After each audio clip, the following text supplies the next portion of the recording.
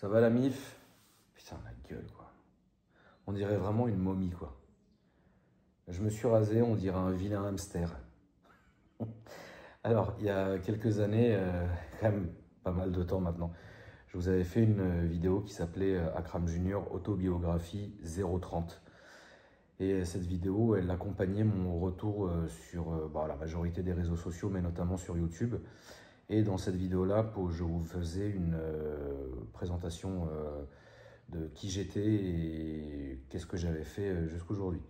Vidéo qui avait pas mal intéressé à l'époque parce que c'est vrai que quand je suis revenu sur les réseaux sociaux, les gens me connaissaient, mais les gens me connaissaient parce que pour la majorité, j'étais le mec qui roulait en Bugatti Veyron dans Paris et qui avait plein de voitures, etc. Mais finalement, les gens ne savaient pas vraiment qui j'étais. Et donc pour moi, c'était important de faire cette vidéo mise au point et de présentation avant de commencer la chaîne YouTube.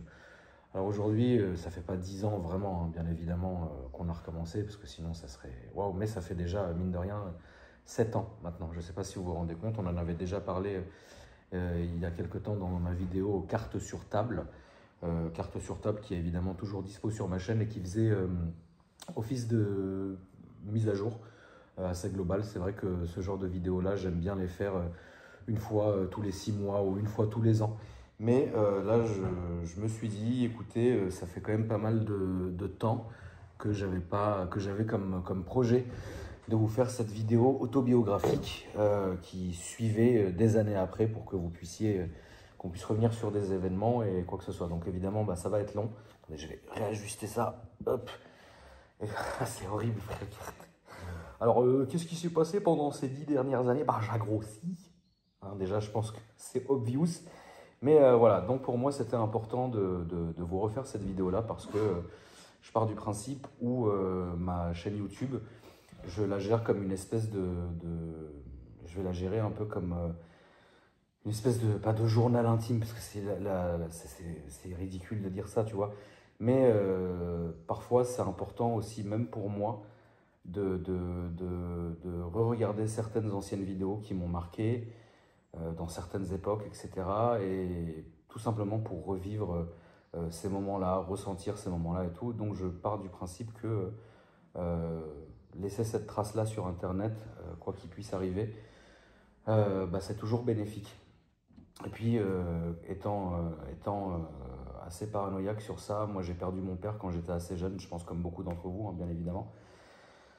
J'aurais bien aimé que mon père soit dans une différente époque et que je puisse regarder ces trucs, etc.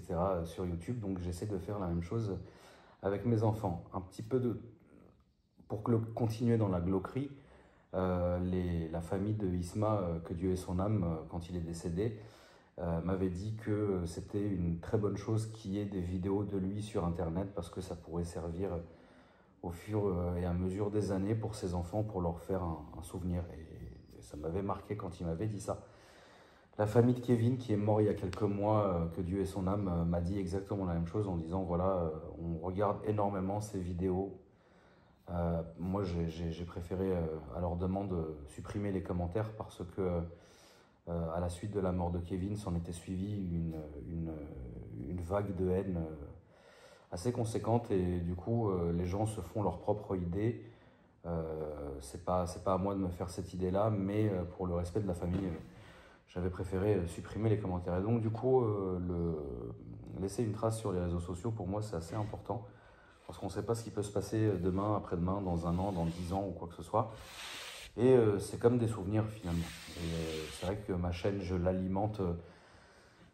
Ça, c'est une des rares promesses que je me suis faite en concernant mes réseaux sociaux. Alors quand je dis rare promesse, parce que moi, je fais ce que je sens et je fais ce que je veux avec mes réseaux sociaux. Mais je me suis toujours promis en me disant, si je recommence YouTube, si je commence une nouvelle aventure sur YouTube, et je ferai en sorte qu'il y ait une vidéo tous les 2 jours. Et j'ai respecté ça depuis maintenant, sauf cas extrême bien évidemment, depuis maintenant plus de 7 ans. Et donc du coup, je me suis dit, tiens, ce soir, je suis calme, Enfin là, il est 5 h du matin, donc voilà. Mais ce soir, je suis calme. Et je ne sais pas quand est-ce que cette vidéo sortira ou quoi que ce soit, mais voilà, je sais que ce genre de vidéo, j'ai une partie de ma communauté qui la regarde, une autre partie de ma communauté qui est absolument pas négligeable, qui n'est pas intéressée par ce genre de format, mais je le fais avant tout pour moi, et je le fais avant tout pour pouvoir, comme je vous ai dit, laisser une trace. Alors ça va être long, hein, donc à chaque fois je vous dis, voilà, faites ce que vous avez à faire, écoutez ça comme un podcast, parce que on va rien montrer à part ma grosse gueule dans cette vidéo-là, et puis bon, bah, je peux comprendre que ça soit tellement long et que les gens soient tellement habitués à ce qu'on ait un contenu qui soit consommable rapidement, que ça puisse vous faire chier, donc vous emmerdez pas, mettez ça en fond sonore, faites ce que vous avez à faire, la famille, et puis ça sera très bien comme ça. Je vais résumer un peu rapidement, pour ceux et celles qui ne me connaîtraient pas, je vais re-expliquer certaines choses, et je vais continuer jusqu'aujourd'hui. Je suis né en novembre 86 à Neuilly-sur-Seine, de mon père qui s'appelait Akram. C'est pour ça que moi je suis Akram Junior, parce que mon père m'a appelé comme ça, et donc moi je prends le prénom de Junior, enfin le surnom de Junior. Ma maman, qui est une jeune maman, qui est encore en activité aujourd'hui, qui est une femme d'affaires, bah c'est finalement quand mon père est décédé en 91, ça commence à dater la famille, j'ai certains souvenirs. J'ai certains souvenirs, mais voilà, faut savoir que mon daron, que Dieu ait son âme, c'est vraiment quelqu'un qui est parti de zéro. Une grande famille qui vivait en Syrie, et une grande fratrie, et la mère de mon père avait misé sur lui en disant bah, toi tu vas partir en Europe et tu vas revenir avec du khalas, quoi, avec des quichetas, frérot. Donc il est parti à Paris. Et quand il est arrivé ici, il a commencé à un peu faire à son maximum, quoi. Il faisait plein de petits boulots, etc. Il vivait dans un hôtel à côté des Buttes Chaumont. Il dormait à l'hôtel à côté des Buttes Chaumont, et c'était un truc genre à 11 francs la nuit ou un truc comme ça. Enfin, tu vois, c'était un truc, voilà. Et il a été maître nageur dans une université à Paris, alors qu'il savait vraiment pas beaucoup nager. Bon, t'as compris. Il a fait plein de petits trucs, il a poursuivi ses études, enfin, il a essayé, en fait, si vous voulez, de tout donner, en fait, pour réussir, tu vois. Donc il essayait tout, etc. Bien évidemment, il envoyait de l'oseille au pays pour sa famille. Et à un moment donné, l'idée un peu qui l'a fait exploser, si je puis dire. Alors il faut recontextualiser la famille, on n'était pas dans le même monde, bien évidemment, on n'était pas dans la même époque, bien évidemment. Et c'était pas la même demande, c'était pas les mêmes découvertes. Aujourd'hui, tout le monde, tu vas au fin fond de je sais pas où, frère, tout le monde a un téléphone. Enfin, tu vois ce que je veux dire, on est, voilà, vous savez quoi. Et donc à cette époque-là, les gens découvraient en fait certains trucs.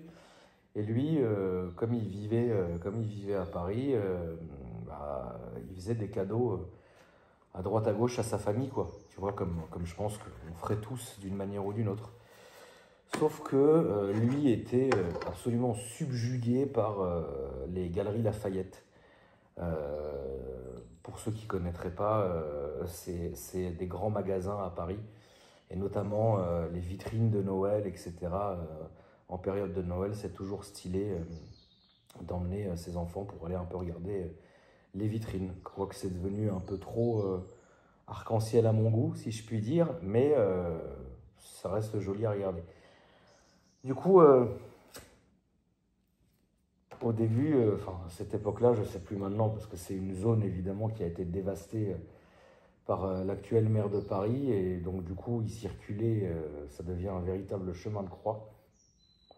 Mais à l'époque, il y avait des kiosques, des vendeurs de rouge à lèvres, des vendeurs de souvenirs, des vendeurs de parfums, qui n'étaient pas intégrés dans les galeries, mais qui étaient juste devant, sur le trottoir en fait. Je ne sais pas du tout si ça existe encore aujourd'hui.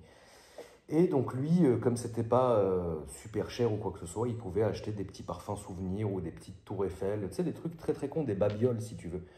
Mais quand il envoyait ça à sa famille au pays, ils étaient comme des fous parce que bah, Paris, ça a toujours mine de rien fait rêver les gens. Tu vois ce que je veux dire?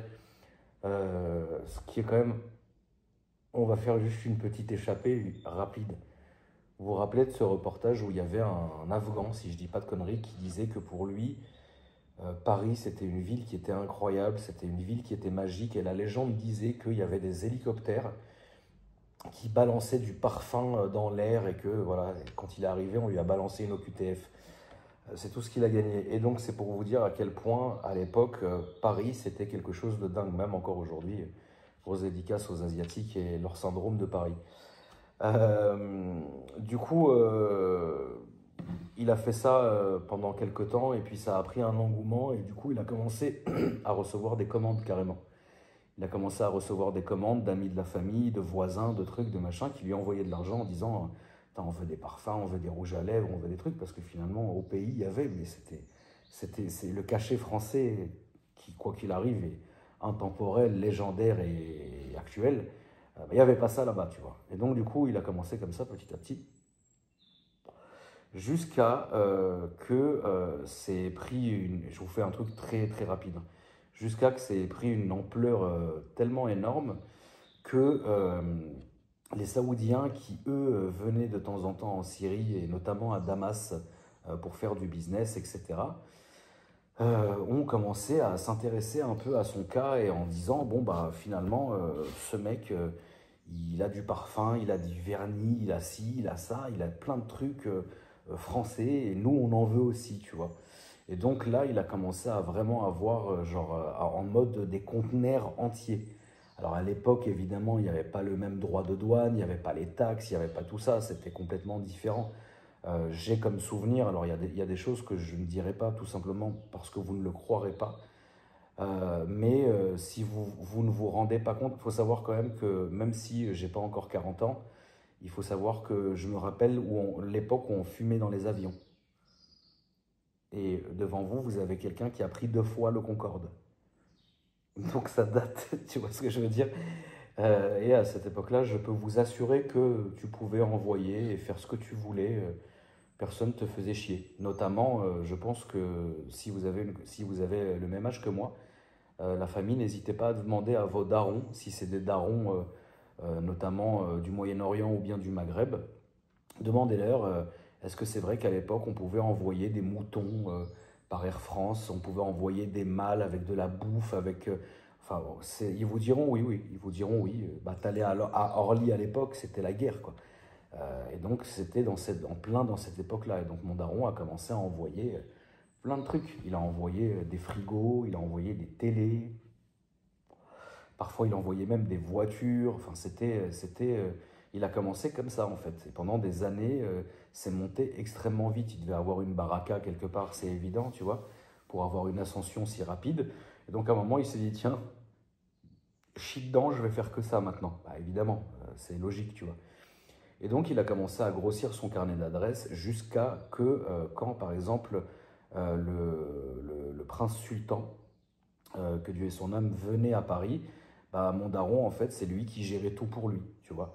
Il a commencé comme ça veut dire qu'il allait il réservait les hôtels, il réservait les restos, c'était son secrétaire, si vous voulez. Et donc, il a commencé à vraiment prendre du galon comme ça, jusqu'à vraiment être intégré, je vous la fais très courte, hein, être intégré dans la royauté saoudienne. Et c'est pour ça aussi que moi, j'ai la nationalité saoudienne, en plus de la française et de la syrienne, parce que je n'ai pas de sang saoudien, mon père non plus, mais en fait, tous les hommes de ma famille sont saoudiens, parce que ça se transmet de père en fils. Mes 2 fils, pardon, ont le droit à la nationalité saoudienne, parce que en fait, ça a été donné à mon père à l'époque comme t'es l'un des nôtres, tu vois ce que je veux dire? Genre en mode, tu nous as tellement mis bien, t'es tellement quelqu'un de fidèle, t'es tellement quelqu'un de bien, entre guillemets, voilà, on te fait cadeau, on t'honore de la nationalité saoudienne, tu vois. Donc c'est pour ça que je suis saoudien, malgré qu'il n'y a pas de sang saoudien en moi, que mes 2 parents sont syriens. Alors, la grand-mère de ma daronne était tchétchène. Donc bon, il y a sûrement un petit remix. Mais voilà, en tout cas, on est sur ça. Et donc du coup, d'année en année, il a continué son expansion.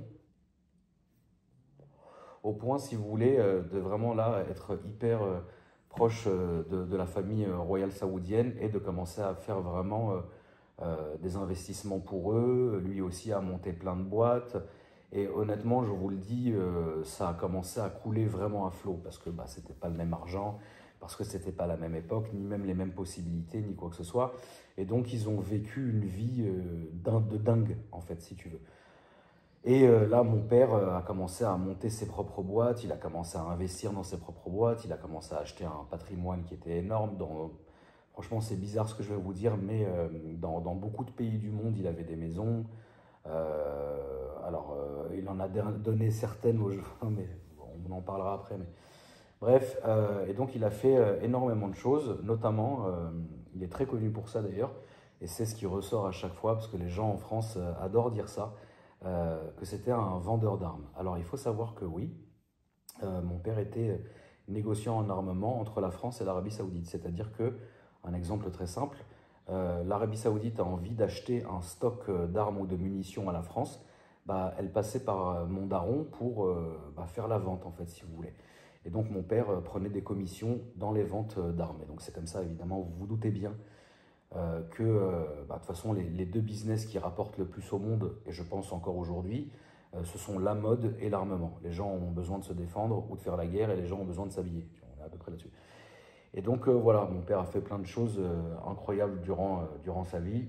Il a vécu assez vieux pour l'époque.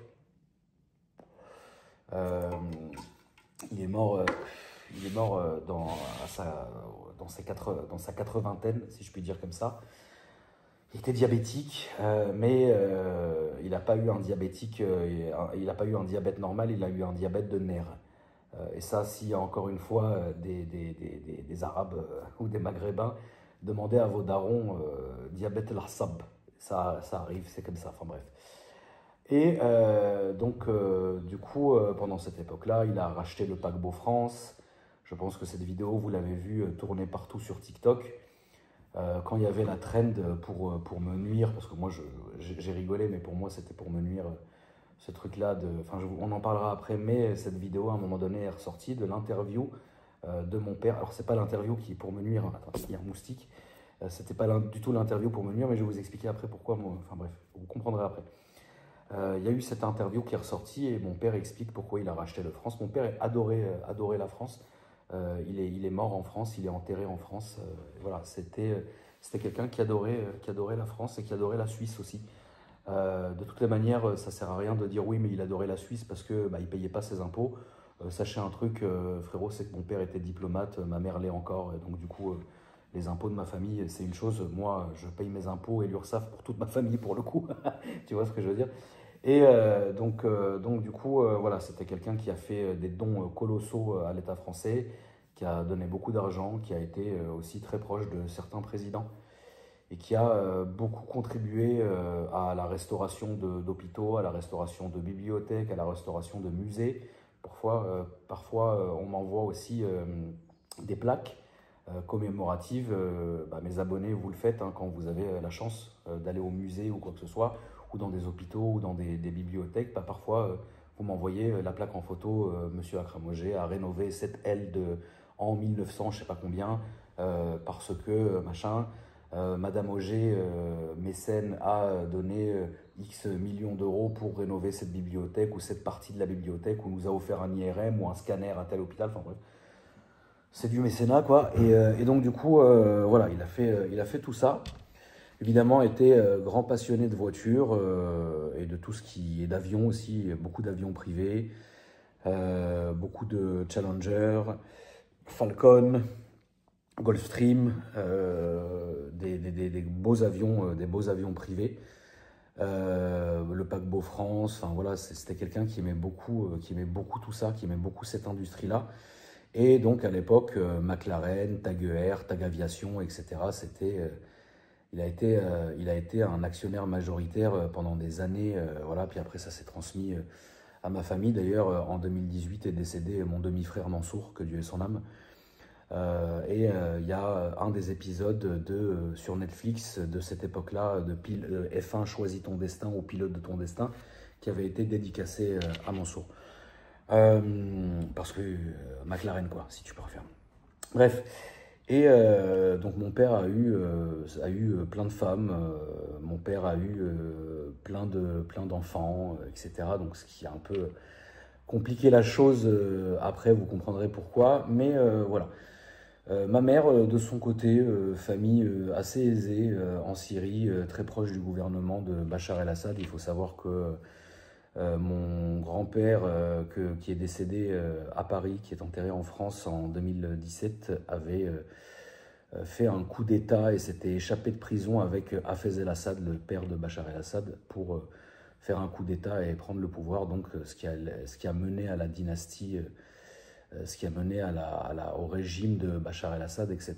Mais, comme vous le savez, parce que je vous l'ai déjà expliqué, à un moment donné, à la retraite de mon grand-père, qui a été général des armées pendant très longtemps et ministre de la Défense, etc., syrienne, à un moment donné, quand il y a eu le printemps arabe, 2010-2011, c'est là que toute ma famille, et notamment mon grand-père, etc., sont partis, ou alors on fait défection, ça dépend, il y a deux choses, voilà. Soit tu peux dire ils ont fait défection, c'est des lâches, soit tu peux dire, tiens, ils n'étaient pas d'accord avec le fait que Bachar el-Assad bombarde son propre peuple. Et ils se sont barrés, parce qu'ils ne voulaient pas avoir affaire à ça. Ça dépend. Il y a deux manières de voir les choses. Tu vois, trafiquant d'armes, négociant, ça dépend. Ça, c'est pas à moi de le faire. Et donc, du coup, ma daronne a épousé très très jeune mon père, mais elle était à cette époque-là plus riche que mon daron, parce qu'elle venait d'une famille qui avait déjà quand même de l'argent, parce qu'eux étaient beaucoup dans les affaires aux Émirats, etc. Et puis ma mère, très jeune, alors elle a fait beaucoup d'études, hein, elle est docteur en fait, ma mère. Ma mère est docteur, pas docteur médecin, hein, docteur quoi. Et, et donc du coup, puis après elle s'est lancée dans les affaires, rien à voir avec ce que faisait mon daron. Mais ma mère fait encore aujourd'hui beaucoup de politique sous-marine, si on peut appeler ça comme ça, et pas mal d'investissements à droite à gauche. Et donc elle vit de ses affaires, quoi. Et à la mort de mon père, moi j'ai quelques souvenirs. Je dois avoir maintenant malheureusement 2-3 souvenirs de mon défunt père. Bon, très bien. Donc quand il est décédé, en fait, si vous voulez, en 91, ma mère était très très très jeune. On vivait dans cet énorme hôtel particulier qui faisait office de bureau, de siège social, de tout ce que tu veux. Il y avait une tonne d'employés, il y avait les bureaux de mon père. Enfin, tu vois, c'était une espèce de gros pôle où en fait tout le monde vivait là-dedans. Donc ma daronne et moi, on s'est retrouvés à l'époque dans cette baraque, en se disant, bon, très bien. Et bon, évidemment, je vous la fais très courte. Problème d'héritage, comme dans toutes 90% des grandes familles qui ont de l'argent. Problème d'héritage, procès qui a commencé dans les années 90 et qui est toujours en cours aujourd'hui. Et donc, finalement, j'ai grandi au milieu des avocats, j'ai grandi au milieu des téléphones, j'ai grandi au milieu, très étrange quoi.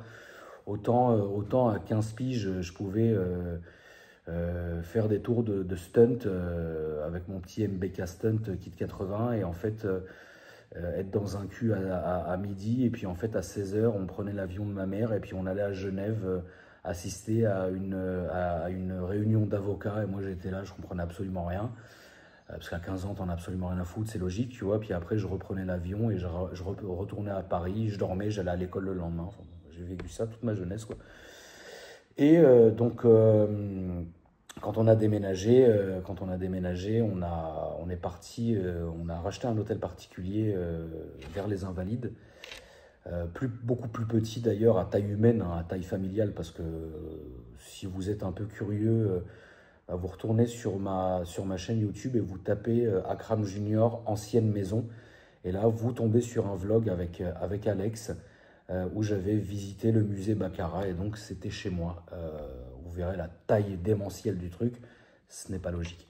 Et donc, on avait acheté un hôtel particulier qui était une ruine, qui était une ancienne ambassade. Et ma mère a fait un truc comme 12 millions d'euros de travaux dedans. C'est colossal. Parce que c'était grandiose, etc. Et ça a été vendu à un roi du Maghreb, la famille. Et je crois que c'est une de ses résidences quand il vient à Paris actuellement. Donc, c'est une très, très belle maison. Donc nous, en fait, finalement, on est retourné dans des appartes, avenue Henri Martin. J'y passe très souvent pendant mes vlogs. Au 109 avenue Henri Martin, on avait tout le deuxième étage. En fait, c'est des deux appartements de 500 mètres carrés qui ont été coupés en deux. Enfin, c'est deux appartements de 500 mètres carrés qui étaient jumeaux et qui ont été ouverts pour en faire un de 990 mètres carrés de plein pied. J'ai vécu, je pense, mes premières plus belles années dans cet appartement-là parce que j'y suis arrivé quand j'avais 14 ans. Et évidemment, quand tu as 14 ans, le monde te sourit, tu es fort, tu es en santé, tu es bien, tu n'en as absolument rien à foutre. J'ai adoré vivre là-bas, je suis resté 10 ans là-bas. Et c'est là que j'ai fait mon adolescence et c'était incroyable. J'ai fait ma scolarité aussi, qui était, j'ai commencé moi dans une maternelle et après j'ai continué en école catholique.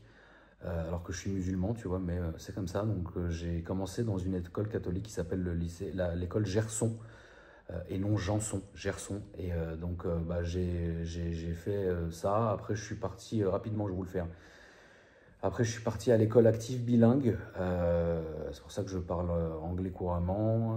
Je suis resté à bilingue, c'était des années qui étaient cool, voilà, les premières conneries, les premiers flirts, les premières baises. C'est là, d'ailleurs, c'était à l'époque de bilingue. Je sens ta merde avec ma queue. C'était ça, c'était pas clair. Et le voyage à Venise, tu te rappelles? Oui, bien sûr, bien sûr.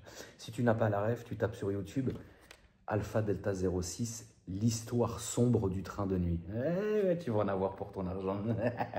Et donc, ouais, incroyable. C'était bien, c'était bien. Et donc très bien, je fais ma scolarité ici, puis ensuite je pars d'école bilingue. J'atterris à Beau Séjour, école Beau Séjour. C'était un beau séjour. C'était un très beau séjour. J'ai rien à dire sur cette époque, mec, c'était incroyable, mec. À l'époque, j'avais mon Nitro Jaguar, j'avais mon Stunt, j'avais même une TZR. Une Yamaha TZR, ça c'est fou, une TZR 50. Et je claquais les cale-pieds pour faire genre je mettais la première, tu vois. Alors qu'aujourd'hui, frérot, je roule en R1M. Quelque part, il y a eu un problème, tu vois ce que je veux dire. Mais j'avais une TZR qui était bleue, elle était très belle, je l'avais débridée. Bim, bim, elle était très bien cette moto. Quelque part, qu'elle aille se faire enculer. Et donc, du coup, je roulais avec ça et tout. Et j'avais aussi les sans permis et tout, mais ça, c'est venu un peu plus tard. Sans permis de dingue, c'était marrant, c'était une très bonne époque. Ensuite, je suis parti à l'école au cours Carnot, pas le lycée Carnot. Le lycée Carnot, c'était pour l'élite. Nous, cours Carnot, c'était pour les daubes. Hein, voilà. Cours Carnot, ça a été un moment dingue. Ça a été un moment dans ma vie où tu vivais, quoi. Ouais, écoute, on était là, on n'y allait pas. Puis le directeur, en fait, Monsieur Dana, je ne sais pas s'il est encore vivant ou s'il est mort, mais Monsieur Dana, en fait, Monsieur Dana, il faisait directeur, prof de français, prof de maths, prof de tout ce que tu veux, frère. Il n'y avait que 2 personnes dans l'école et il y avait 6 classes. Et en fait, toutes les classes étaient ouvertes et Dana, avec sa blouse blanche, il se trimballait de classe en classe. Donc en fait, t'écoutais Dana 10 minutes, il te donnait un truc à faire, tu revoyais Dana 1h30 après. Tu vois ce que je veux dire? Nous, évidemment, qu'est-ce qu'on faisait? Pendant que Dana, il faisait le tour de toutes les classes, nous, en fait, on allait taper direct son bureau, on prenait les sujets des contrôles, etc. Puis on l'appelait. On l'appelait parce qu'on l'appelait, il partait, machin, puis après il oubliait ce qu'il devait revenir et il allait à une autre classe. En fait, on bossait jamais, mais Monsieur Dana, quoi. C'était trop bien. Et on l'appelait, il faisait comme ça. Oui, allô? Et aussi fou que ça puisse paraître, mec, Monsieur Dana avait une Jaguar. Et Monsieur Dana, ce fou furieux, on l'a vu repeindre à la bombe les jantes et les pneus de sa Jaguar. Est-ce que vous vous rendez compte? C'est-à-dire, le mec, il se dit pas, il y a un problème. il y a les jantes de sa Jaguar qui étaient mangées par la vie. Je te parle d'une Jaguar des années 80, c'était une Daimler. Le bordel, l'ancêtre de la XJ, tu vois, genre un truc fou, tu vois. Et en fait, Dana, il la garait dans la cour et en fait, il allait repeindre ses jantes une fois par semaine parce que dès qu'il pleuvait ou quoi que ce soit, bah, la peinture ne tenait pas, tu vois.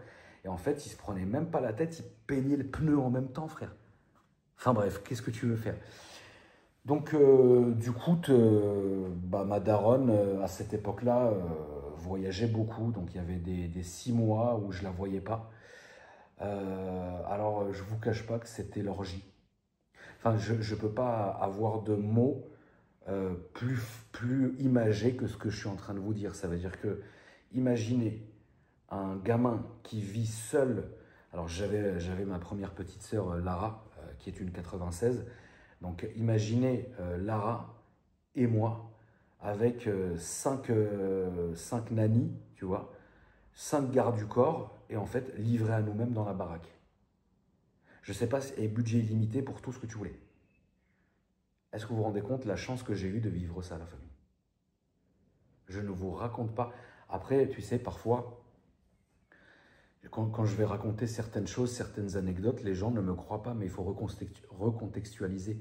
J'ai plus mon daron, je vis dans 1000 mètres carrés, j'ai 5 gardes du corps qui sont chargés de me surveiller, de m'emmener à l'école et de me ramener, et quand je vais au café, de m'amener et le truc, de machin. J'ai 5 nannies qui parlent même pas français, qui sont là pour entretenir la maison, faire la cuisine, faire les courses et s'occuper de ma petite sœur. Tu penses une seconde que je vais sortir normal après tout ça? Mes frangins, mais je tapais des tapins, elles avaient 70 ans, frère. J'en avais 15, frère. Frérot, je roulais avec la voiture de ma mère, frère. Plaque diplomatique, qui va te parler? Qui va te dire quelque chose? Frérot, les flics, ils étaient dégoûtés, ils étaient débutés de voir ça, frère. Ils s'arrêtaient au feu rouge, ils voyaient un sale con de 16 ans avec ses frangins dans une classe S600, plaque CD. Qu'est-ce que tu veux?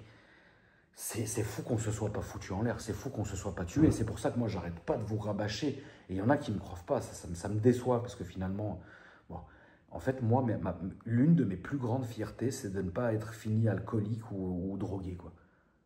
Ça, je sais pas, grâce à Dieu, comment je suis passé, le truc, parce que vous vous doutez bien, nos limites, hein. Mais ça, on y reviendra un peu plus tard, un petit peu la fermer. Et donc, ma daronne partait des 2 mois, des 3 mois, des 6 mois, etc., tu vois. Mais j'ai beaucoup de respect pour elle, parce que finalement, elle a fait tourner la baraque comme jamais. Enfin, tu vois ce que je veux dire, genre, elle aurait pu très bien rester et profiter de son oseille et rester femme au foyer ou quoi que ce soit. Ça n'a pas du tout été son genre. Même encore aujourd'hui, mec, elle est insupportable. Elle est tout le temps dehors, elle est tout le temps dans son bureau. Elle est là avec son nouveau série 7. Enfin, c'est n'importe quoi, mec, elle est complètement ouf. Non, mais c'est vrai, quelque part. Et bref. Et en plus, c'est énervant parce qu'elle ne sait pas dire série 7. Elle dit pas. En fait, tu sais, elle a la dernière. Elle a la dernière BM série 7. Ok? Elle dit pas une série 7, elle dit la 7. Avec son accent bizarre là. 7. Elle est énervante, frère. Ouais, tu as vu la 7? La quoi? Et de qui tu me parles? Qu'est-ce qu'il y a comme moteur? Tu ne sais même pas. Ouais, 7. Voilà. Elle est contente avec l'écran comme ça, le toit, et 7. Voilà, tout va bien. Bref, c'est fou, non mais c'est incroyable. Et donc, du coup, en parallèle, ma daronne, toujours passionnée de voiture, mon daron lui avait offert pour son mariage une Rolls-Royce Corniche 2, si je dis pas de conneries. Et c'est la première voiture que j'ai conduite assise sur les genoux du garde du corps de ma daronne dans notre très belle maison de campagne qui s'appelait le Château des Forges à l'Isle-Adam. Maintenant, c'est devenu un hôtel, mais regardez le Château des Forges. C'était une de nos baraques, etc. Donc, moi, j'ai grandi là-dedans. Il y a un stand de tir, il y avait une piscine, il y avait des dépendances, il y avait un cours de tennis, il y avait des lacs, il y avait plein de trucs. J'ai passé à l'Isle-Adam, j'ai passé des très bons souvenirs. Château des Forges, regardez ça, à l'Isle-Adam. J'y suis pas allé depuis longtemps, j'y suis même jamais allé. Je crois qu'avec Alex, dans une des vidéos, la famille, dans un des vlogs de nuit, on était arrivé devant l'entrée. Et il doit être mort maintenant, que Dieu ait son âme, mais Gilles, c'était comment on appelle, le régisseur de la propriété avec sa femme Annick et son fils Jean-Luc. Et j'allais pêcher avec eux, des très bonnes personnes, très bonnes personnes. Et finalement, ce truc-là a été... j'ai pas envie d'être méchant, Mais il y a des gens dans ma demi-famille, la famille, qui ont pas été honnêtes. C'est pour ça qu'on est en procès et c'est pour ça que c'est aussi long. Il y a certaines personnes de ma famille, parce que ça reste ma famille, malheureusement, qui n'ont pas été honnêtes. Donc ça aussi, c'est passé à la trappe. Tu vois ce que je veux dire? Donc très bien. Bref, on n'est pas là pour bitcher. Et donc, j'ai eu une putain d'enfance et une putain d'adolescence qui était incroyable. Je ne peux pas rêver mieux. Parfois, ça me fait de la peine quand je regarde mon gamin qui a 9 ans maintenant, pour le plus grand, et je le regarde comme ça, dans ma tête, je me dis, putain, frangin, si tu savais, frère, si tu savais ce que moi j'ai fait. Et ça me tue parce que aujourd'hui, les gamins, ils sont sur la Play, ils sont sur TikTok, ils sont sur... Ça dépend de ce que tu laisses ou pas, tu vois. Mais voilà, moi, à l'époque, il n'y avait pas de téléphone, mais je passais ma vie dehors. Enfin, c'était un calvaire d'être chez moi, même si j'habitais dans des sublimes appartements. Mais j'adorais être dehors. Bon, bref. Et donc, du coup, à un moment donné, la daronne, elle a dit, bon, ça suffit. Non, ça suffit. Elle est arrivée un jour. On devait être dans notre... on devait avoir, ouais, 17, 18 piges, 19 piges, grand maximum, tu vois. Non, pas 10, non, attends, je dis pas de conneries. Non, on avait encore ouais, 17 ans, 18 ans, max. Ma daronne est arrivée, elle est arrivée là-dedans, et elle a vu l'état du... Alors, c'était pas du tout, voilà, parce que de toute façon, quoi qu'il arrive, tout était toujours propre et entretenu, ça c'est évident, mais en fait, on devait vivre à 7-8 là-dedans. Mes potos, des meufs, des trucs, enfin c'était déjà à 17 piges, c'était déjà parti le délire, tu vois. Comme imagine aujourd'hui ce que tu as avec Nasdaq. Nous, c'était la même chose, sauf qu'on n'avait aucun réseau social. Et voilà, mais rassurez-vous, c'était tout autant le bordel, hein, de tous les côtés possibles et imaginables. Et nous, évidemment, on était dans le 16e, donc rajoute la schnouf, enfin c'était fou à voir, tu vois. Bref, donc très jeune, en fait, tu vois ce que tu veux éviter, parce que quand tu commences à voir des overdoses à 17-18 ans, tu te dis, oui, il y a un petit problème, tu vois ce que je veux dire. Quand tu commences à emmener des meufs chez le gynéco parce qu'un tel l'a foutue enceinte et qu'il faut qu'elle avorte avant que ses parents se rendent compte, tu te dis, ouais, là, on vit quelque chose de grand, tu vois ce que je veux dire. Donc bon, c'était cette époque-là, tu vois. Là, ma mère m'a dit, il est hors de question que tu fasses n'importe quoi. Il est hors de question que tu te la coules douce, tu vas me virer tous ces gens-là et je vais te mettre dans une putain d'école, frère. Elle m'a mis à l'école Fides. Alors, je tiens quand même à remettre les pendules à l'heure. L'école Fides, ceux aujourd'hui qui pensent connaître l'école Fides de 2025, vous vous foutez le doigt dans le fion. L'école Fides que j'ai connue, moi, on n'est pas loin de Notre-Dame de Bergerac, là. Comment ça s'appelle? Bergerac. Notre-Dame, comment il s'appelle, lui? Notre-Dame... Notre-Dame de... comment il s'appelle le truc avec l'autre boob là? Bergerac là, enfin Gargerac, enfin on s'en fout. T'as compris, le truc qui passe à la télé, hein, où ils avaient la maillotche et le zboob facile. À l'époque, Fides, on n'était pas loin. Hein. Un fou là-dedans. Eh frérot, militaire, rasé à blanc, uniforme. Qu'est-ce que je fais là quelque part? Fides, c'était horrible. C'était horrible. Horrible. Il y avait un gars qui s'appelait Anderson. Anderson, frérot, tout ce qu'il gagnait, c'est de se faire massacrer. Il se faisait défoncer la gueule. Par les surveillants et tout. Hein. Ah là là, la Fides. Mon Dieu.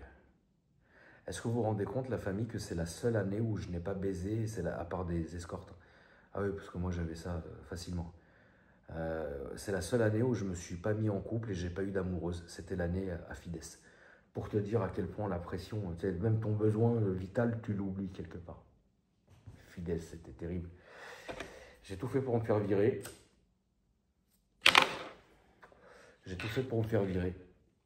Jusqu'à un moment donné où, là on va être un peu plus flou, je m'excuse, mais c'est obligatoire que je le sois.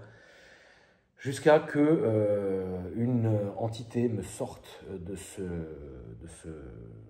cette école et de ce système scolaire pour ensuite me mettre dans un système scolaire assez parallèle où j'ai vécu des années incroyables. Et donc du coup, pendant des années de scolarité, je les ai passées dans un appartement dans le 16e. Je passe souvent devant dans mes vlogs et je vous dis, vous voyez ça la famille? Bah, au-dessus, c'était notre appart. Et on travaillait dans cet appartement-là. C'était une espèce de système scolaire parallèle. Je vous la fais très très courte, mais ce système scolaire parallèle n'était pas fait pour nous rendre bons pour tout, mais pour nous rendre excellents dans ce qu'on savait faire. C'est-à-dire qu'on nous testait, et en fonction de là où on était le mieux et on avait plus de chances de performer, on oubliait la majorité du reste et on se focalisait pour qu'on excelle dans ce domaine-là. Et donc j'ai fait mes études là-dedans pendant quelques années parce que j'ai quand même bien poussé, ça me plaisait et de toutes les manières j'avais pas vraiment le choix. Et donc j'ai été poussé pendant des années dans ce système-là. Bah, j'ai que des bonnes choses, j'ai que des bonnes choses à dire. Ça a été une bénédiction pour moi de faire partie de cette team. Alors je revois plus personne de l'époque parce que bah, maintenant, tu sais, les gens ont grandi, les gens vivent aux quatre coins du monde et puis finalement, voilà. Mais j'ai vécu des très très bons moments. J'ai vécu des très très très bons moments. J'ai vécu des moments catastrophiques aussi parce que c'était un rythme qui était assez soutenu. C'était 6 h du matin, 19 h tous les jours et le dimanche, c'était sport. Bon, c'était bien. En vrai, j'ai rien à dire. C'était bien. On m'a appris beaucoup de choses. Surtout qu'on fonctionnait par binôme. On fonctionnait par binôme. J'ai rencontré des bonnes personnes. J'ai rencontré 2 personnes que je saluerai jusqu'aujourd'hui. Ce que je peux appeler des professeurs, mais eux préféraient qu'on les appelle des formateurs.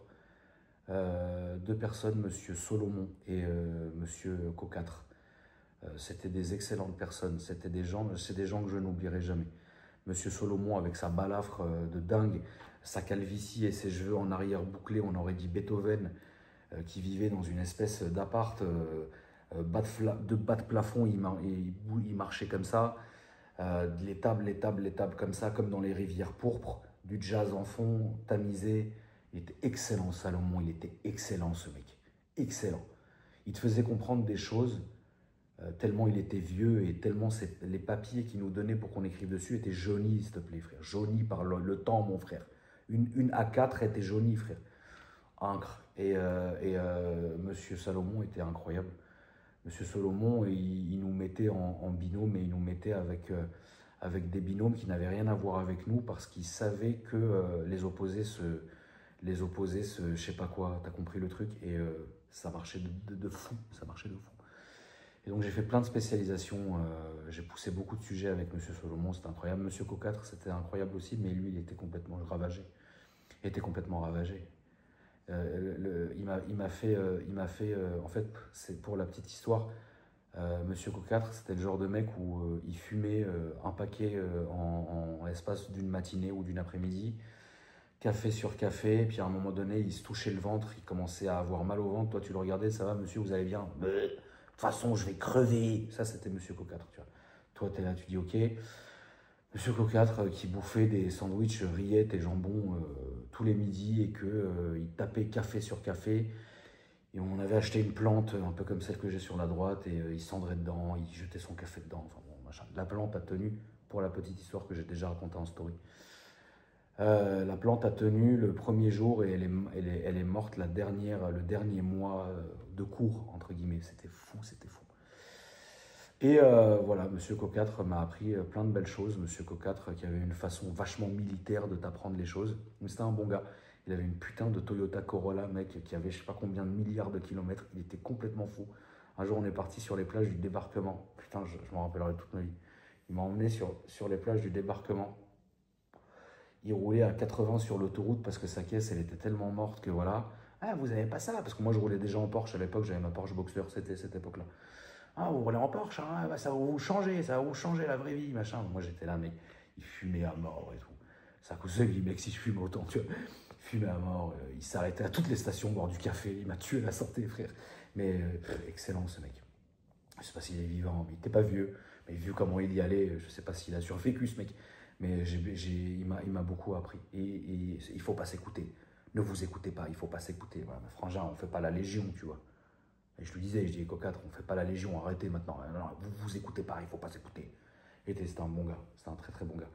Il m'appelait Elvis, parce qu'à l'époque, j'avais un style très étrange, un style vestimentaire très étrange. J'étais genre en mode boucle d'oreille ici, j'avais une espèce de collier en jade, j'avais la crête, j'avais un perfecto en cuir, des jeans slim, des Adidas. Il m'appelait Elvis, le rocker, vous allez rocker ou quoi, hein, est-ce que la concierge vous a sucé? Je vous jure qu'il m'a dit ça un jour. C'est faux, je vous l'aurais dit, oui, j'ai ken la concierge, je peux le dire, la concierge de l'immeuble, je vous le dirai, je m'en bats les couilles, frère, oui, je l'ai tuée, mais j'aurais bien voulu la tuer. Mais jamais. Et en fait, comme j'essayais, tu vois, genre un jour il est venu, la concierge vous a sucé, je sais pas, moi j'aimerais bien, frère. Elle a des dents de cheval, elle a des dents de cheval, elle va vous arracher le casque. Incroyable, mec. Incroyable. T'imagines aujourd'hui, tu dis ça à un élève? TikTok, Pharos, BFM TV. Puis quelle bande de zboub on est devenu, la famille? On est devenus des grands butch. On est devenus des butch immenses. C'est une réalité. Alors qu'à l'époque, c'était normal que nous, on se fasse frapper à l'école. Je vous jure, la famille. Moi, on m'a défoncé les ongles, on m'a fait faire des pompes sur des bouts de verre, je vous jure, c'est vrai. Mais est-ce que tu m'as vu même aller chialer sur Twitter? Vas-y, casse-toi de là, cousin. C'est la vraie vie, c'est comme ça, on a bien rigolé, tu vois. Et après ça, ma daronne, bah, c'est là qu'on arrive dans ce moment-là, tu vois. Ma daronne est venue me voir et m'a dit, écoute, frangin, tout ça est très simple. Maintenant, il faut que tu bosses. Hein, parce que il fallait bien faire quelque chose. Et donc je lui ai dit non, moi je sais ce que je veux faire, moi je veux monter ma boîte, et je veux faire ce que je fais aujourd'hui. J'avais déjà cette idée en tête, alors je suis désolé la famille, je serai un peu flou sur ça et on en reparlera tout à l'heure. Mais moi je savais déjà ce que je voulais faire, on m'a dit hors de question, tu vas travailler comme tout le monde. C'est pour ça qu'avec mes sœurs actuelles, elle a fait ce système-là en mode, genre ma sœur qui a travaillé je ne sais pas combien d'années chez Starbucks, ma sœur qui travaille à droite à gauche, qui est sur les réseaux sociaux, etc. Mais ma mère a toujours dit, vous allez bosser, tu vois, d'une manière ou d'une autre, tu vois. Donc c'est pour ça en fait que ça a toujours été, genre vous bossez. C'est pas parce qu'il y a de l'argent que vous allez rester comme ça et pomper l'up. Donc vous bossez. Mais à côté, voilà, elle nous a mis des apparts à nos noms, elle nous a couverts, tu vois ce que je veux dire. La daronne, elle a aplati l'avenir, elle nous a aplani l'avenir comme jamais, tu vois ce que je veux dire. Et donc voilà, et c'est à ce moment-là où ma daronne, elle a appelé un de ses meilleurs potes, elle lui a dit, frangin, t'as une grosse société, t'as une grosse boîte, tu vas faire bosser mon fils, tu vas voir, t'inquiète, tu vas rigoler. Et donc du coup, on est parti dans ce grand immeuble sur les quais de Seine et on est arrivé dans une émission automobile en tant que chroniqueur ou journaliste, ou appelle ça comme tu veux, tu vois. Et en fait, à la base, moi, je devais bosser sur une voiture électrique qui n'était pas sortie, qui a fini par sortir. Paris en était inondé et moi, je devais être testeur de cette voiture-là. Mais comme ça mettait du temps, c'était une voiture 100% électrique, et vous savez à l'époque comment était l'électrique, c'était très vague. Donc au lieu de nous payer pour rien, ils nous ont foutus dans une émission de télé. Et nous, on était journalistes, enfin journalistes non, parce qu'on n'a ni fait d'école de journaliste, ni rien du tout. En fait, on allait sur Internet, on parlait de sujets, on écrivait des trucs, on faisait des photos et des vidéos, etc. Moi, en parallèle, j'avais Dailymotion, je ne vais pas faire l'histoire, mais j'avais déjà ma chaîne Dailymotion, etc. Et on s'est fait malmener. Attendez, il y a un moustique, la famille, désolé. On s'est fait malmener. Casse-toi, putain, tu payes pas d'impôts, tu n'as aucun pouvoir d'achat. On s'est fait malmener par l'animateur principal que j'ai recroisé la dernière fois et qui finalement, ce gars-là, a une bien mauvaise réputation et en fait, ça ne m'étonne pas parce que toutes les personnes que je croisais, notamment pendant Top Gear, je leur disais ah, vous le connaissez, machin, ouais, c'est un gros con, tu vois. Donc finalement, je ne m'étais pas trompé, voilà. Donc on a quitté cet endroit-là. Ensuite, on s'est retrouvé à un truc qui s'appelait, je crois, les Perles du Net, ou je ne sais pas comment ça s'appelait. Je vous la fais très courte. En fait, on était sur Internet toute la journée, c'était épuisant. Et toutes les vidéos virales, toutes les vidéos marrantes, en fait, on les postait. En fait, on faisait un document. Et dans ce document, on faisait un doc avec des liens, des URL toute la journée. Et en fait, le soir, à l'antenne, ou le dimanche, ou je sais plus quoi, il passait les vidéos qu'on avait sélectionnées. Génial. Et après est arrivée l'époque de la radio. L'époque de la radio. L'époque de la radio, mec. La radio internet. Radio internet de merde, aucun audimat, aucune connexion, de la merde. Juste pour dire, on a une radio dans la boîte. Je vous la fais courte, ça a été une presque année d'anthologie. Ça a été une presque année d'anthologie parce que j'étais avec mon binôme qui m'a suivi du moment où on est arrivé dans cette boîte jusqu'à qu'on soit parti, d'ailleurs, enfin, jusqu'à qu'on dégage de cette boîte-là, pardon. C'était incroyable, c'était des moments dingues. On interviewait tout et n'importe quoi, des prostituées, des DJ, des flics, des voyous, des dealers. Enfin, il y avait de tout en fait. Et les gens pétaient des câbles. Le tout, j'en faisais des compiles et je les postais sur Dailymotion. Donc c'était à tomber par terre. On était en pleine époque tectonique. C'était à mourir de rire. J'ai passé des moments de dingue. Tu vois ce que je veux dire? Et malgré que j'avais quand même de l'argent, malgré que j'emplâtrais quand même sacrément de l'argent, parce qu'il faut aussi être franc, moi quand en 2006, ma mère m'a dit, écoute, c'est très simple, je vais te donner plusieurs millions d'euros, t'en fais ce que tu veux, elle m'a dit, par contre, je te conseille quand même de la mettre dans cette boîte-là, où il y a déjà des membres de ta famille qui ont investi dans cette boîte-là. Il serait judicieux, je dis, ok, bon, je vais les mettre là-bas, tu vois, mais laisse-moi quand même me payer un Cayenne Turbo, tu vois.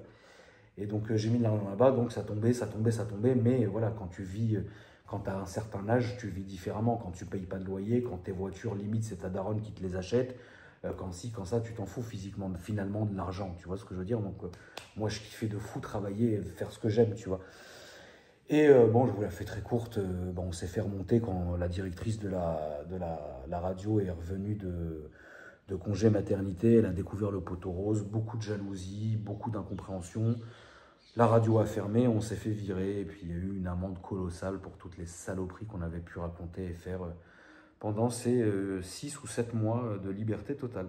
Bon, à ce moment-là, écoutez, moi quand j'ai terminé cette époque-là, je me suis dit, bon, YOLO, qu'est-ce qu'on fait? Qu'est-ce qu'on va faire? Et là, après, je vais être un peu flou là-dessus, je m'en excuse la famille, parce que je suis toujours en activité là-dessus. J'ai ouvert une boîte de consulting, on va appeler ça. Voilà, une boîte de consulting. Tu me consultes. Tu peux me consulter, si ça te fait plaisir. Si tu as un problème, tu me consultes. Si ta boîte a un problème, tu me consultes. Et voilà, et j'espère qu'un jour, personne va découvrir le nom de ma boîte. Parce que le jour où les gens peuvent découvrir le nom de ma boîte, vous allez dire, ah bah putain, tonton, t'es lié à des affaires assez bizarres quand même. Tu vois, j'ai jamais menti, moi je vous ai toujours dit, la famille, j'ai 2 vies. J'ai ma vie la journée, j'ai ma vie sombre, la nuit. Mais j'aime faire ça, écoutez, j'aime faire ça. Bref, donc j'ai continué comme ça, ça c'est encore en cours d'activité aujourd'hui. Donc j'ai fait ça, et puis après, quand même, on arrive aux années où donc là, on arrive un peu à la fin du kiff.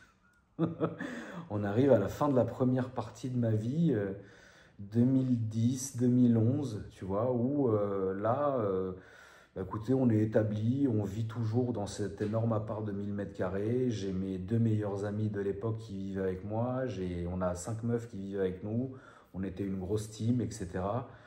Plein d'anecdotes que j'ai déjà racontées, des bonnes anecdotes, des très mauvaises anecdotes, des bons moments, des très mauvais moments, tout ce qu'on peut attendre d'une vie en communauté, sauf que nous, tout était exacerbé, puisqu'on avait, moi j'avais un argent illimité, et j'ai pas honte de le dire aujourd'hui, que j'ai mis bien beaucoup de monde.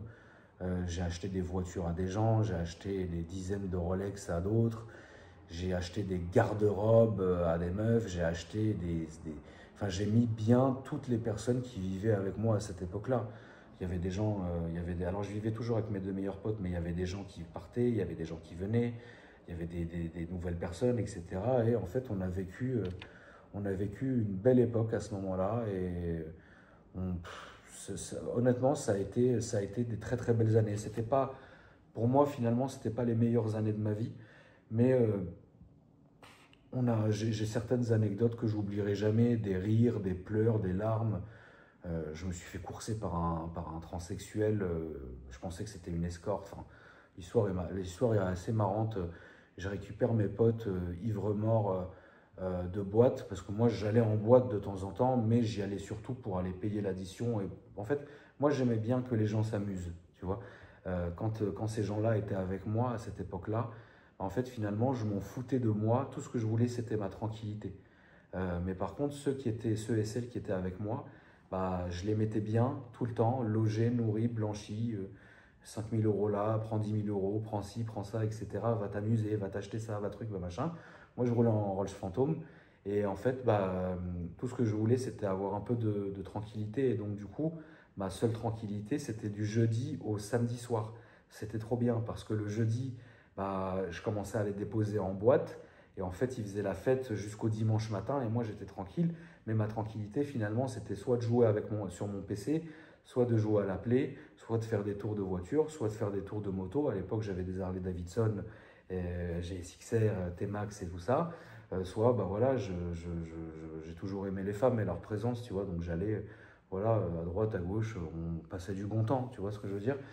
Et quand je l'ai récupéré, bon, bah, tout le monde était content. Donc finalement, oui, c'était une époque qui était correcte. C'était une époque qui était correcte.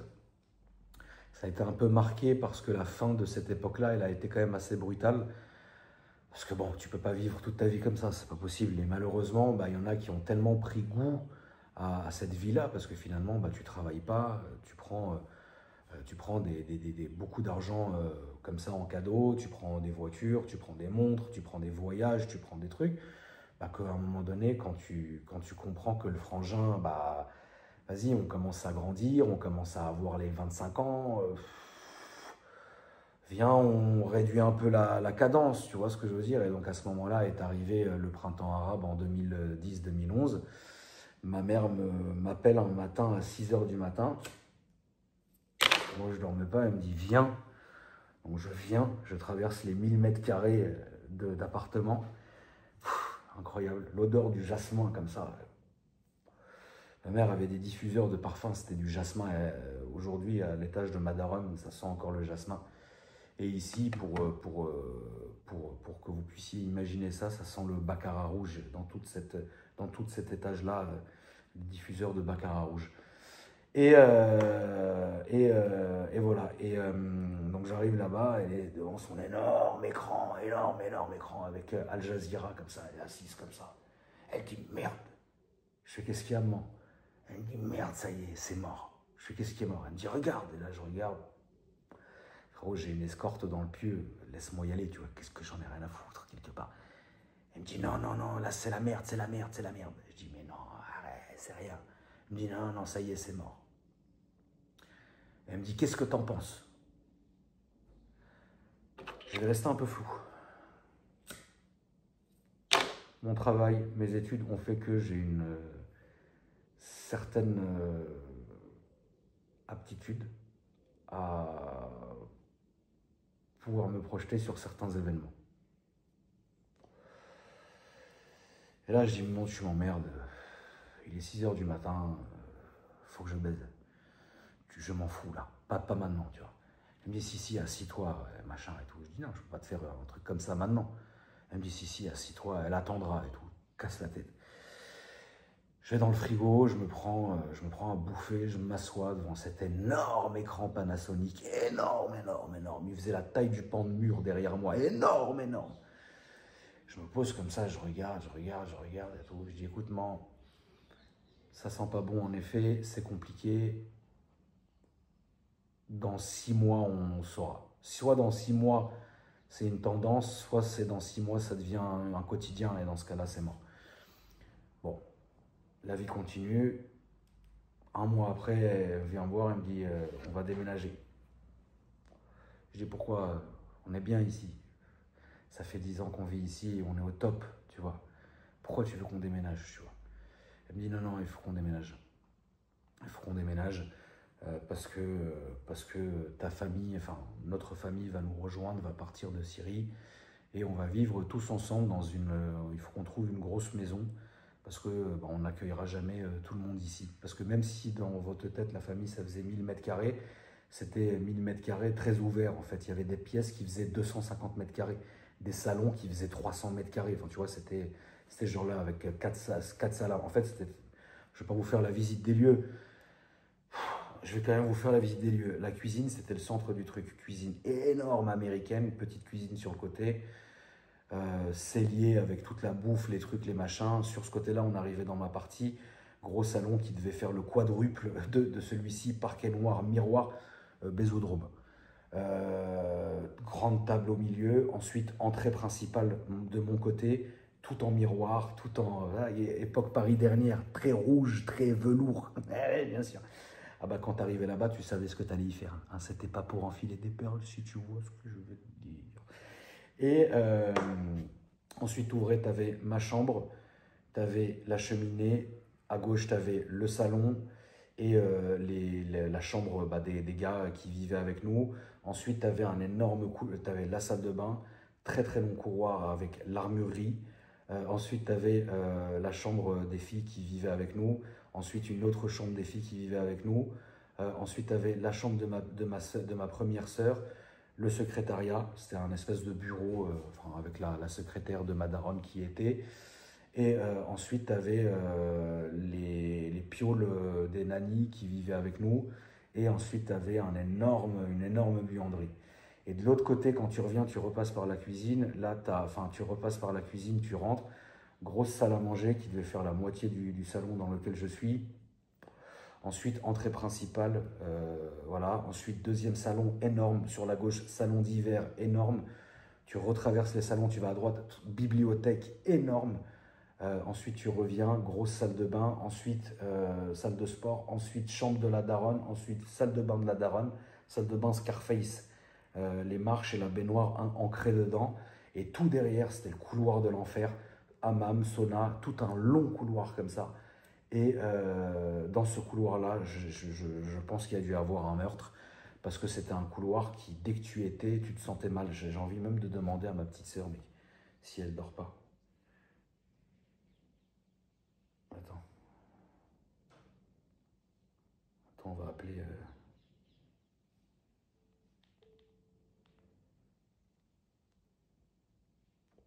Wow, carrément, elle m'a raccroché au nez, frère.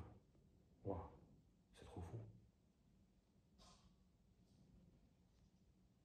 6 h du mat, normalement, elle dort pas. Enfin bon, très étrange. Et couloir très étrange, tu vois.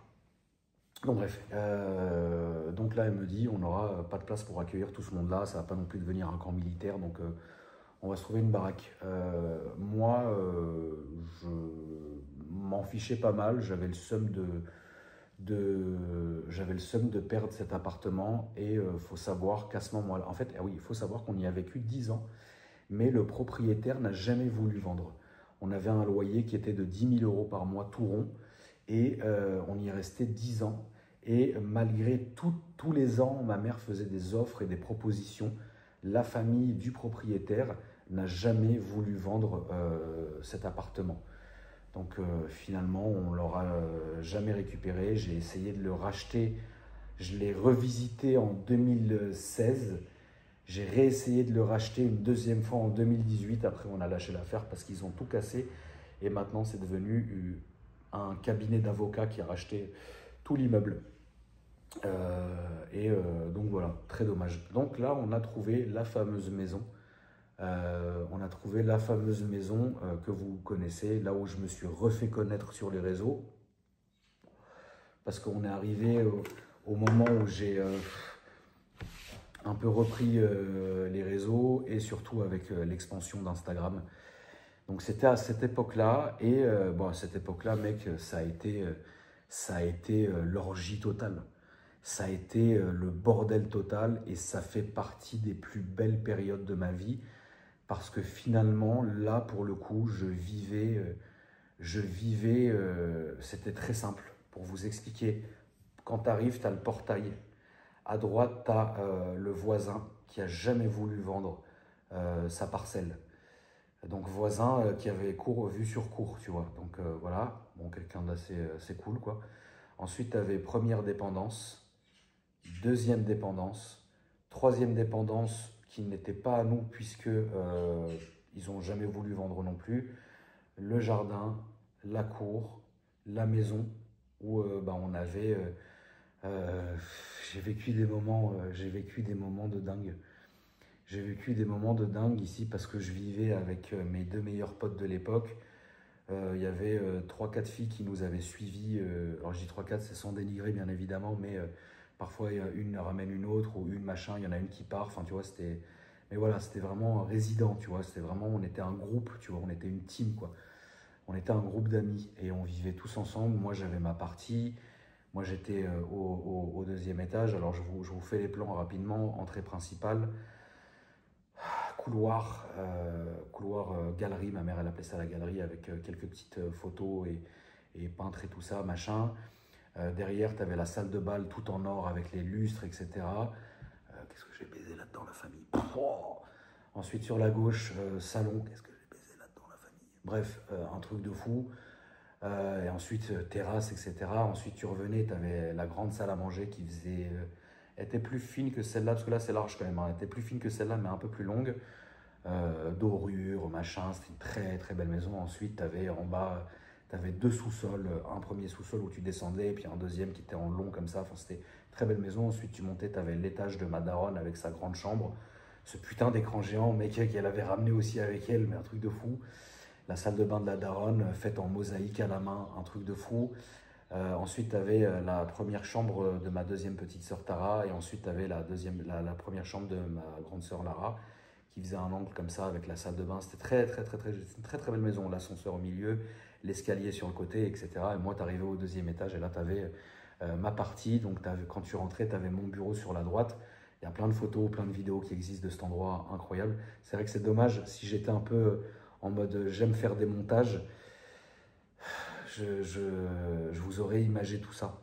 En vrai, la famille, si vous regardez cette vidéo et qu'il n'y a aucun montage des photos qui s'affichent ou quoi que ce soit, m'en voulez pas parce que je suis feignant. Et si je suis pas pressé et que j'ai envoyé ça à mon monteur Diego et qu'il a imagé, il a eu truc, là c'est du caviar. Mais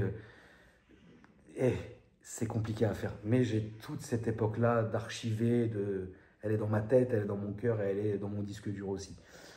Donc grande arrivée, grande entrée avec écrit Sex Dream. C'est fou, hein. En rose avec des LED et tout, tu savais pourquoi t'arrivais ici de toutes les manières, hein, t'es gentil. Sur la droite, le bureau, j'avais un gros écran et mon PC sur la gauche et je jouais, je me poliais, enfin, c'était incroyable. Ensuite, tu avais la chambre de ma meilleure pote qui vivait avec nous, avec sa pote aussi, avec sa salle de bain perso. Ensuite, tu avais ma salle de bain, mon cellier qui faisait office, enfin mon dressing. Après, tu avais ma piole qui faisait office de piole salon parce que c'était une chambre qui était à peu près de cette superficie. Ici, on doit être à 100 mètres carrés, je pense, loi Carrez. On doit avoir 100 mètres carrés ici, je pense. Du coup, donc c'était chambre, salon, etc. Bon là, mec, je t'explique même pas. J'ai vécu des moments de dingue. Je me suis fait attacher et tout. Alors, je me suis fait fouetter et tout. Non, mais c'était terrible. Non, mais c'était n'importe quoi. Il fallait que ça s'arrête. Et donc, bref, donc un moment terrible. Donc là, vous connaissez après, vous avez suivi sur Instagram, un peu de YouTube et tout. Et en fait, dans le fond, j'avais le grand-père, l'aide de camp du grand-père, le meilleur alpha. J'avais toute ma famille, en fait. Voilà. Après, j'ai eu une autre partie de ma famille qui nous a rejoints. Là, ils ont pris des appartements et des maisons dans Paris. Enfin bref, tu vois. Donc cette époque-là était incroyable parce que c'était très étrange. C'était une espèce de clair-obscur sans arrêt. Moi, je vivais mes meilleures années. En gros, toutes les voitures, les trucs, les motos, les machins, je vivais à mort, tu vois. Les sorties, les trucs, les machins, les réseaux sociaux et tout ça. Mais d'un autre côté, en gros, c'est là que vraiment nos problèmes ont commencé. Tu vois ce que je veux dire? Les problèmes avec ma famille, parce que tu te doutes bien.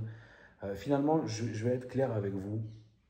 Je suis encore en procès avec ma demi-famille depuis 1997. Finalement, ça, je ne l'ai jamais senti vraiment passer. Parce que c'est tellement ancien que je suis habitué à vivre avec. Ça reste des gens qui ont été corrects d'une certaine manière, donc on n'a pas eu trop de soucis, mis à part des soucis juridiques, etc. Mais bon, ça, voilà. Mais c'est pas des mauvaises personnes. Ils n'ont jamais essayé de nous faire du mal. Ils n'ont jamais, voilà. Chacun reste à sa place. Bon, ça en est même triste, finalement. Mais après, vous savez comment c'est. Et donc, du coup, bon, ça, je vais pas faire la pleureuse, parce que finalement, que je gagne mon procès ou que je perde mon procès, ça me changera rien, finalement. J'ai vécu sans, les gens pensent que j'ai hérité de mon daron et que j'ai pris, le seul héritage que j'ai pris, la famille, c'était en 2013, j'ai pris 15 millions d'euros, un truc comme ça, à moi en perso, tu vois. Mais c'était une partie de l'héritage, voilà, ça n'a rien à voir avec le gros, où là on chiffre ça, t'as compris le truc, quoi. Mais bon, écoutez, je vivais avec ce truc, quoi. Et d'un autre côté, par contre, ce qui était compliqué un peu plus, c'était politiquement parlant. Parce que comme ma famille a toujours été mêlée au régime syrien, quand ils sont partis, ça a foutu le seum au pays. Et notamment à Bachar el-Assad qui s'est dit « Tiens, j'ai perdu mon allié numéro 1, je vais leur faire la misère jusqu'à qu'ils reviennent au pays. » En gros, on était là-dessus, tu vois. Pour vous la faire courte, qu'est-ce qu'on a eu au menu ? Compte bancaire gelé, actifs de société gelés, société saisie, des appartements saisis, des parcelles de terrain saisies, des usines de saisie, des menaces, des kidnappings, des menaces de mort. Qu'est-ce qu'on a eu d'autre ? Des tentatives d'extorsion, des tentatives de chantage. Chantage à la prostituée, chantage à la sextape, chantage à tout ce que tu veux, chantage à la gamine, chantage à le florilège habituel, quoi. Ça, on a tout eu, finalement. Bon, y a certaines personnes de ma famille qui sont tombées dans certains panneaux. Moi, ça m'est arrivé 2-3 fois aussi. Bon, après, ils essayent de te tuer sur les réseaux sociaux, mais finalement, bon, les gens sont pas dupes. Surtout que je m'en bats les couilles, en fait. Et voilà. Donc c'était assez étrange parce que en fait moi j'adorais vivre en famille, j'adorais vivre avec tous ces gens-là, je kiffais grave ma vie, mais d'un côté tu te disais bon, il y a un truc, il y a une menace, une espèce de Damoclès qui menace de tomber à n'importe quel moment et voilà. Et donc du coup moi on avait de cesse de me consulter et moi depuis 6 mois, j'ai dit que c'était mort. J'ai dit que ce pays, tout le Moyen-Orient et tout ça, et machin, c'était mort. Comme je vous le dis maintenant, hein, comme je vous l'ai dit déjà depuis le mois de décembre, décembre 2024, je vous disais, la famille, faites attention, 2025, ça va être pourri, 2026, ça va être un peu mieux, mais 2025 va être extrêmement pourri. Et vous avez qu'à allumer les infos. Vous avez compris tout seul. Et bref, et donc il y avait ça. Mais bon, en fait, j'ai vécu cette époque-là, je l'ai vécu à fond parce que je me suis dit, comme là, ça commence à intenter pour ma vie parce qu'on a essayé de me kidnapper plusieurs fois, parce que on a essayé de me faire beaucoup de mal, parce qu'on a essayé de me piéger, etc. Je me suis dit que j'allais vivre ma vie à fond à ce moment-là. C'est pour ça que vous m'avez vu partir dans un espèce de délire où je faisais pas n'importe quoi, parce que finalement, je me faisais plaisir, quoi. Tiens, j'ai envie d'acheter ça, je l'achète. Bon, alors qu'aujourd'hui, avec le recul et avec l'âge, parce qu'on parle quand même de quelque chose où il y a plus de 10 ans, bien évidemment, vous avez compris, tu vois. Les années 2011, 2012, 2013, on est en 2025, faites le calcul, tu vois. Tu peux pas évidemment rester avec la même façon de penser, ça voudrait dire que tu n'as pas évolué, et là, il y aurait un vrai problème pour le coup. Donc je vivais ma vie à fond, les voitures à fond, les femmes à fond, les sorties à fond, les machins. Et par contre, j'ai toujours évité la drogue et l'alcool, quoi, tu vois. Ma dernière grosse cuite, elle était en 2010. Je me suis cuité au champagne, mais horrible, tout seul en plus. Oh, c'est terrible, mec. J'ai ouvert le frigo, il y avait un putain de Veuve Clicquot, pouf, je l'ai ouvert comme ça, assiette de roast beef, chips, je me suis dit putain, je vais me tuer. J'ai mis Sherlock Holmes, je me suis regardé ça, bah, j'ai dormi 24 heures, frère, je me suis dit c'est pas normal de faire ça tout seul, c'est dangereux, tu vois. Et après, en termes de cam, non, j'ai jamais sombré dedans, j'ai essayé 2 fois la bœuf, mec, ça m'a mis dans des états catastrophiques. Enfin, une fois la bœuf, une fois le shit, ça m'a mis dans des états catastrophiques, mais tant mieux, parce que comme j'ai les moyens illimités, j'aurais pu vraiment me tuer à ça, tu vois. Et non, mais ça, vraiment, ça, c'est vrai. Par contre, voilà, après, j'ai eu d'autres vices, hein, j'ai d'autres vices, mec, voilà, j'ai pas honte de le dire, hein, de toute façon, moi, frère, si j'ai baisé la terre entière à un moment donné, non, mais tu vois, c'est à un moment donné, il faut arrêter, tu vois. De tout le temps imager, de tout le temps mettre des mots, voilà. Mais j'ai profité de cette époque-là.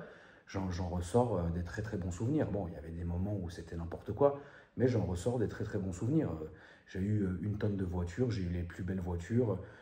Mec, je conduisais une F12 avec un jogging et une chemise Versace. Enfin, qu'est-ce qui se passe, tu vois ce que je veux dire? Mais voilà, on a vécu, tu vois ce que je veux dire? Bon, après, à un moment donné, voilà, c'est vrai que tu grandis et tu commences à voir les choses différemment, tu commences à penser différemment, tu commences à investir différemment, tu commences à grandir tout simplement. J'ai pas de regrets, mais oui, il y a des moments où il a fallu à ce moment-là se dire bon, bah, on arrête, les gars et les filles, essayez de rentrer chez vous parce que bah, la fête est finie, quoi. On a passé des très très bonnes années, on a rigolé. Ouais, mais on n'a plus rien. Ouais, bah fallait pas tout cramer en bœuf ou en n'importe quoi, mec. Réfléchis 2 minutes, tu vois. Enfin bref, tu vois, c'est ça, c'est toujours. En fait, il y a toujours un revers de la médaille, d'une manière ou d'une autre. Tu vois ce que je veux dire? Je ne dis pas que j'ai été très gentil et bon et tout ce que tu veux avec tout le monde, mais je n'ai pas honte de dire non plus, à ma décharge, que j'ai été généreux, bon et gentil avec beaucoup de gens aussi. C'est toi qui vois le verre vide ou le verre plein. Tu vois ce que je veux dire? C'est à toi de voir les choses. Bah, à ce moment-là, à ce moment-là, bah, tu grandis, quoi. Voilà. Puis après, moi, j'ai eu des enfants. Euh, incroyable, mec. J'ai eu des enfants. À ce moment-là, après, bah, comme ça durait, bah, les gens de ma famille, ils se sont dit, bon, on retournera jamais en Syrie, on n'ira jamais, machin. Vas-y, on va faire nos vies, nique, tu vois. C'est normal, les gens, ils peuvent pas rester 10 ans en suspens, hein. Tu vois ce que je veux dire? Même si certains pays, ils sont malins. T'inquiète, dans 6 mois, on va te renvoyer là-bas. T'inquiète, dans 6 mois, il n'y aura plus machin. T'inquiète, dans 6 mois, machin. 6 mois, 6 mois, 6 mois. Tu te retournes, ça fait 10 ans. Ouais, ouais. Et donc, bah, à ce moment-là, en fait, on s'est retrouvés, ma mère et mes sœurs et moi, en mode, bon, on va peut-être pas rester ici parce que ça sert à rien, tu vois. C'est trop grand, tout le monde est parti, t'avais un sentiment, surtout que moi j'allais être papa, tu vois, et donc t'avais un sentiment très bizarre où tu te disais, putain, ça devient glauque. Une maison où on vivait, en termes de famille, hein, où on vivait, moi, ma petite sœur, mon autre petite sœur, ma daronne, mon grand-père, mes 2 meilleurs amis, mes 2 meilleures amies, les 3 nannies, on vivait, c'était une maison, tu vois le film Maman, j'ai raté l'avion, bah, c'était une maison comme ça. Et quand tu te retrouves, bon après oui, il reste les nannies, les gardes du corps, les ci, les ça, machin, mais quand il n'y a plus ta famille, bon bah ça sert à rien non plus, tu vois ce que je veux dire? Ça sert à rien, et puis même ça devenait dangereux, parce que quand t'as la daronne qui commence à angoisser, parce que la maison est tellement grande que quand elle écoute quand elle entend un bruit à je sais pas quelle heure dans un des salons et qu'elle envoie un garde du corps et qu'elle est retranchée dans son pieu, tu dis ouais non, mieux vaut arrêter les conneries, tu vois. Sinon on serait resté là-bas, c'était une bonne maison. Mais en fait on était tellement menacés, et ma daronne en fait, faut savoir que ma mère a été, et moi aussi d'ailleurs, alors je sais pas pourquoi, ma mère a été, enfin on a tous été d'ailleurs peine de mort en Syrie, si jamais on était attrapé, c'était peine de mort, tu vois, c'est très sympa. Voilà, et on s'est battu ma mère et moi, parce que parfois elle me disait, bah, ça suffit maintenant, j'ai envie de partir en Syrie. Je lui dis, mais non, pas du tout, tu vas pas du tout partir, va plutôt, je sais pas faire quoi, mais va pas là-bas, tu vois. Bref, et donc du coup c'est à ce moment-là en fait que petit à petit, bah, on s'est dit stop. On va pas rester là-bas parce que ça sert à rien, parce qu'il n'y a que des très bons souvenirs, autant laisser ça comme ça. Donc on a déménagé et là arrive le moment que vous connaissez, la famille. On arrive 2016-2017 quand j'ai recommencé YouTube, mec. Ouais. Alors cette époque-là, elle est bien et pas bien en même temps. Moi, j'ai toujours bossé, j'ai toujours, enfin, je bosse encore dans ma boîte hein, jusqu'aujourd'hui. J'ai toujours fait truc, mais je commençais à en avoir marre en fait de cette vision que j'avais sur les réseaux sociaux, où les gens ne me connaissaient que à travers quelques photos finalement, et quelques vidéos, mais qui ne me reflétaient absolument pas. Ou alors qui reflétaient une époque. On peut dire ça comme ça, parce qu'il ne faut pas cracher sur son passé. Tu vois ce que je veux dire, la famille? Et donc à ce moment-là, je me suis dit, bon, on va arrêter le délire, et on va essayer de faire les choses correctement maintenant que c'est plus calme, quoi. Et donc c'est à ce moment-là que j'ai repris cette chaîne-là, que je me suis posé dans... Moi j'aimais bien ces appartements. Je me suis posé là-bas et je me suis dit, qu'est-ce que je vais faire? Bon, j'ai pas forcément envie d'acheter encore plein d'autres voitures. J'ai pas forcément envie de remontrer l'image que je véhiculais du jeune gosse de riche complètement à côté de la plaque qui vit sa vie à fond parce que j'étais plus dans ce cas-là. J'avais pas forcément envie de montrer une image qui était plus finalement la mienne, une manière de penser qui était plus finalement la mienne, surtout que j'étais déjà papa, etc. Et donc j'avais pas envie en fait de continuer dans cette lignée. Donc c'est à ce moment-là, je me suis dit soit j'arrête définitivement les réseaux. Alors j'avais fait une pause des réseaux parce que je m'étais mangé une salve terrible sur les réseaux et moi j'en avais marre en fait de ça et donc j'avais coupé mes réseaux pendant genre 1 an, un truc comme ça. Je m'étais mangé une salve parce que il y avait plein d'articles qui étaient sortis sur moi parce qu'ils voulaient faire du mal publiquement à ma famille et comme moi je suis le plus connu, ça arrive encore aujourd'hui, hein. Comme moi je suis le plus connu de ma famille parce que je suis sur les réseaux sociaux, bah du coup tout passe par moi. Donc quand on veut faire chier ma daronne, quand on veut faire chier mon oncle, quand on veut faire chier ma famille, ou quand on veut me faire chier, bah on passe par moi, tu vois. Donc en fait, je me retrouve avec plein de trucs au cul. Et en fait, j'éteins des feux à longueur de journée, mais c'était déjà l'époque avant, c'était comme ça, tu vois. Et donc je me suis dit, bon, finalement, autant faire un bon truc. Donc c'est là que je vous ai sorti la vidéo autobiographique pour remettre un peu les pendules à l'heure en disant, salut, je suis un tel, tu vois. Et là, j'ai commencé les vidéos. Et s'en est suivi ce que vous connaissez aujourd'hui, la famille. Autant j'ai passé des excellentes années, autant j'ai passé des très mauvaises années.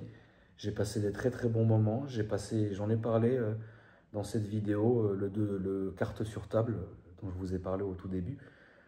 J'ai passé des très très bons moments à cette époque-là. J'ai passé des moments très étranges, parce que c'est vrai que tout est différent, parce que moi j'ai toujours été quelqu'un qui était assez entier. Ça veut dire que parler avec n'importe qui, ça ne me pose pas de problème. Voir n'importe qui, ça ne me pose pas de problème. Donner sa chance à n'importe qui, ça ne me pose pas de problème. Me confier à parler de certains sujets avec n'importe qui, ça ne me pose pas de problème. Et finalement, en fait, ça, je regrette. C'est pas arrogant ce que je vais dire, mais ça m'a valu plus de peine que de bons souvenirs finalement. Alors oui, j'en ressors des bons souvenirs, bien sûr, parce que j'ai rencontré des gens et encore qui sont encore peut-être là aujourd'hui, qui sont vraiment des bonnes personnes, et comme j'ai rencontré des très mauvaises personnes qui sont encore là aujourd'hui, qui m'ont valu beaucoup de mal. Et puis sur les réseaux, le problème c'est qu'aujourd'hui, c'est très méchant, c'est ridicule, c'est mauvais, etc. Un truc que tu as dit ou que tu as fait il y a 10 ans peut être encore mal interprété, reformulé, retruc, machin, puis ça te tombe dessus. Une personne à qui tu as parlé il y a 10 ans qui n'a pas pris le train avec toi, c'est imagé, hein. Bah, elle somme et donc du coup elle essaye depuis 10 ans de te faire du mal. Il y a aussi de l'argent qui est en jeu, donc on a essayé 100 fois de me faire. J'ai eu toutes sortes de... En fait, je me suis mangé tous les mauvais côtés des réseaux sociaux, mais finalement, l'un dans l'autre, la majorité de ma communauté, vous êtes incroyables, tu vois. J'ai rencontré plein de bonnes personnes, plein d'abonnés, plein de trucs. J'ai des belles amitiés. Regardez Alex, Alpha Delta, etc. Mais c'est vrai que c'est compliqué parce que tu te dis, en fait, j'ai pas besoin de ça.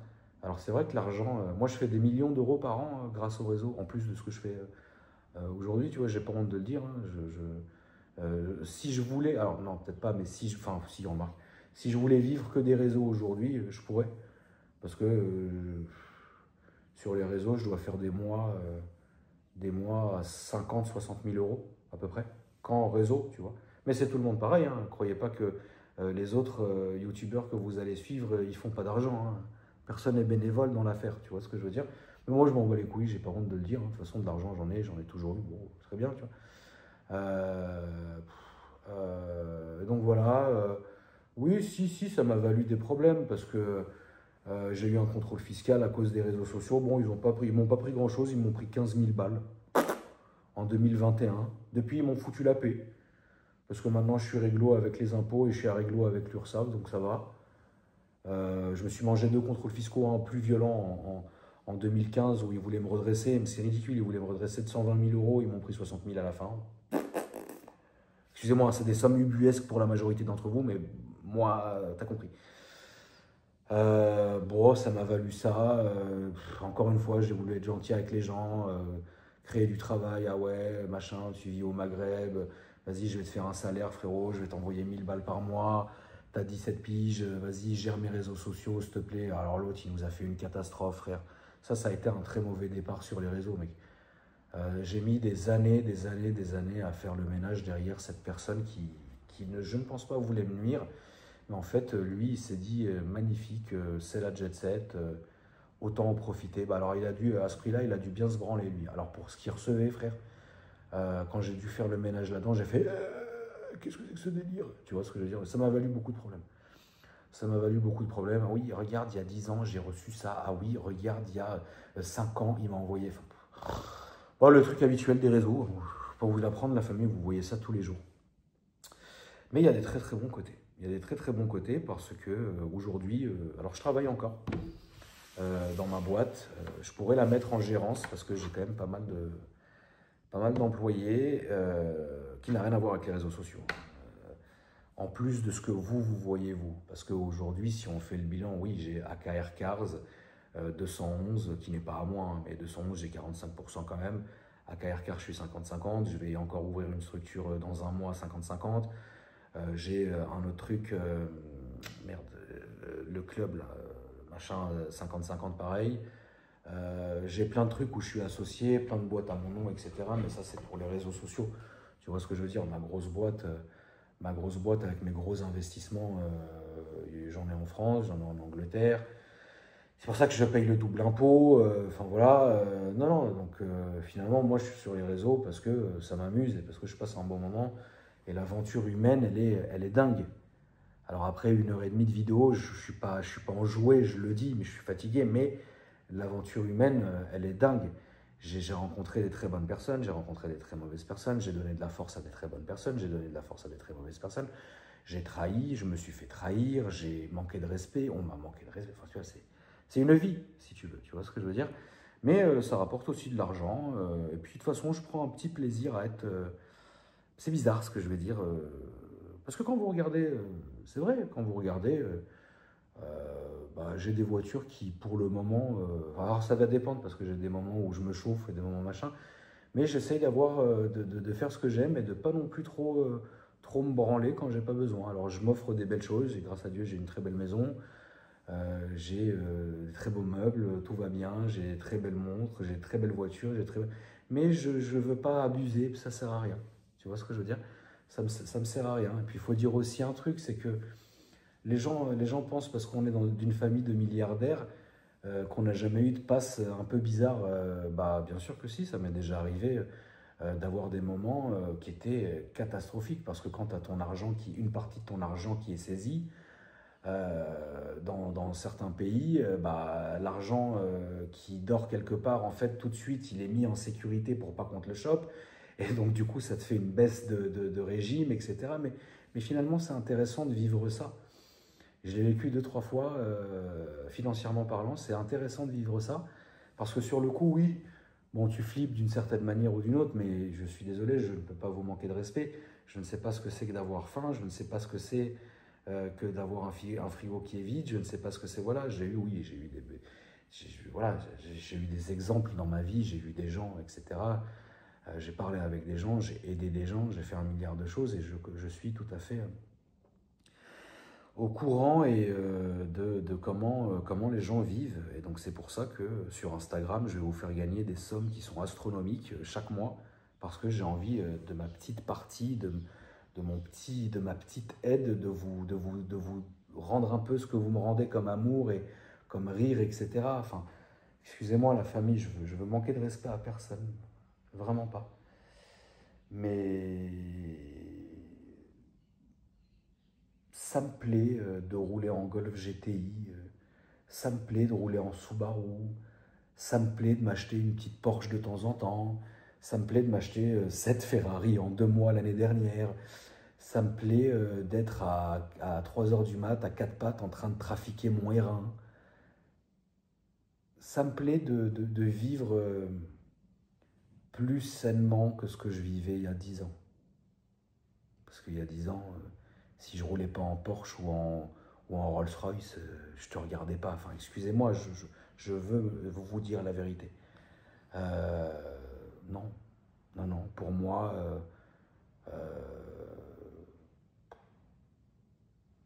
c'était si tu vivais que par ça. Alors après, oui, je me suis assagi. J'ai commencé à me calmer. Après, voilà. De temps en temps, maintenant, je me fais plaisir, mais finalement aujourd'hui, je suis bien, grâce à Dieu. Alors, c'est vrai que c'est comme si j'avais raté 20 ans d'éducation. Non, mais c'est bizarre ce que je vais vous dire, mais en fait, j'ai tellement vécu dans les extrêmes, j'ai tellement fait des extrêmes, j'ai tellement parlé, j'ai tellement vu, j'ai tellement vécu de choses extrêmes qu'aujourd'hui, ça me fait du bien d'être comme je suis, mais je me bats encore contre certains anciens démons qui sont tenaces. Et ça, c'est une réalité. Parfois, je vais avoir des phrases, où je vais faire des choses, où je vais avoir certaines pensées, ou faire certaines actions, où je me dis, merde, on dirait ce que j'étais à l'époque, tu vois. Et quand j'ai commencé ma chaîne YouTube, ça me plaisait de réagir comme ça. Et je tombais dans le panneau de temps en temps, tu vois, je me ressentais, je me dis, putain, allez, on repart, allez, on revit, allez, on truc. Et en fait, aujourd'hui, ça me fait peur. Aujourd'hui, quand j'ai certains anciens démons, certaines anciennes pensées, certaines nostalgies, tu vois, je me dis, tiens, calmaté, parce que non, c'est pas bon. Tu vois ce que je veux dire? Évidemment, avoir des enfants, ça calme énormément. D'ailleurs, quelle heure il est? Il va pas tarder à venir jouer à Fortnite samedi, le petit.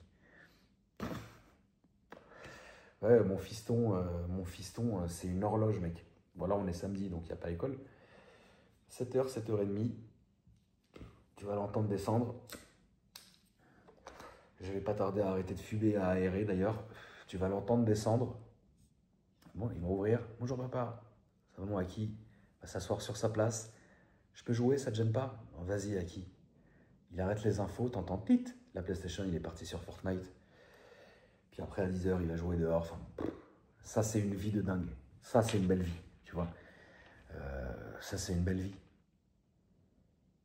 C'est une belle vie. C'est aussi bien. Il y a quelques années, j'étais pas encore... il y a quelques années, pour moi, la belle vie, c'était ce que je vivais avant. Aujourd'hui, même si c'est très étrange ce que je vais vous dire, il n'y a que quelques années ou même quelques mois, limite, où là, je suis mieux. Où là, je me dis, en fait, ma vie, ma chance, elle est là. Elle n'est plus en 2018, elle n'est plus en 2020, elle n'est plus en 80 machin, elle n'est plus en 2007, 2009. En fait, ma vie, elle est là, tu vois. Et voilà. Alors, j'ai toujours les mêmes problèmes, hein, ça ne change pas. J'en ai même plus, hein, parce que quand on voit la tournure, je vous dis ça parce que je regarde les infos depuis tout à l'heure, enfin depuis le début, je regarde tout le temps les infos. Quand on voit la face du monde, comment elle est en train de se dessiner, ben, on sait ce qui va nous tomber à la gueule. Donc il faut profiter maintenant, la famille, je vous le dis. Alors, faites pas les mecs des casinos à Las Vegas, hein. Je vous ai pas dit ça. Hein. Mais profitez de ces bons moments, on va dire. Sans vouloir vous faire peur ou vous affoler ou vous dire quoi que ce soit. Profitez des bons moments. Ne pensez pas qu'il y a un vaisseau spatial qui m'attend et qui va embarquer tous les riches. C'est faux. C'est faux, c'est faux. On est tous, à un moment donné, on est tous pareils, à un moment donné. Enfin bref. Bon, écoutez, de toute façon, chaque génération a son lot d'emmerdes. Nos parents, c'était quelque chose. Nos grands-parents, c'était autre chose. Nous, ça sera autre chose. Tant qu'il y a de la vie, il y a de l'espoir. Et tant qu'il y a de la vie, les portes du repentir sont grandes ouvertes. Voilà. Et je terminerai par ça. Je pense que je ne pouvais pas mieux terminer par ça, en vous disant merci beaucoup la famille, de toute la force que vous me donnez. On vit un bon truc. On vit un bon truc. Alors c'est vrai que parfois c'est étrange, c'est vrai que parfois c'est bien, c'est vrai que parfois c'est chiant, c'est vrai que parfois j'ai envie de me dire attends, c'est bon. Quand tu vois à tel point il y en a qui s'alissent contre toi pour te nuire, juste pour être sûr, oh, tu te dis mais attends, les mecs ils ont juste envie d'exister sur les réseaux, casse-toi, moi j'ai déjà mon oseille, j'ai déjà ma famille, vas-y dégage.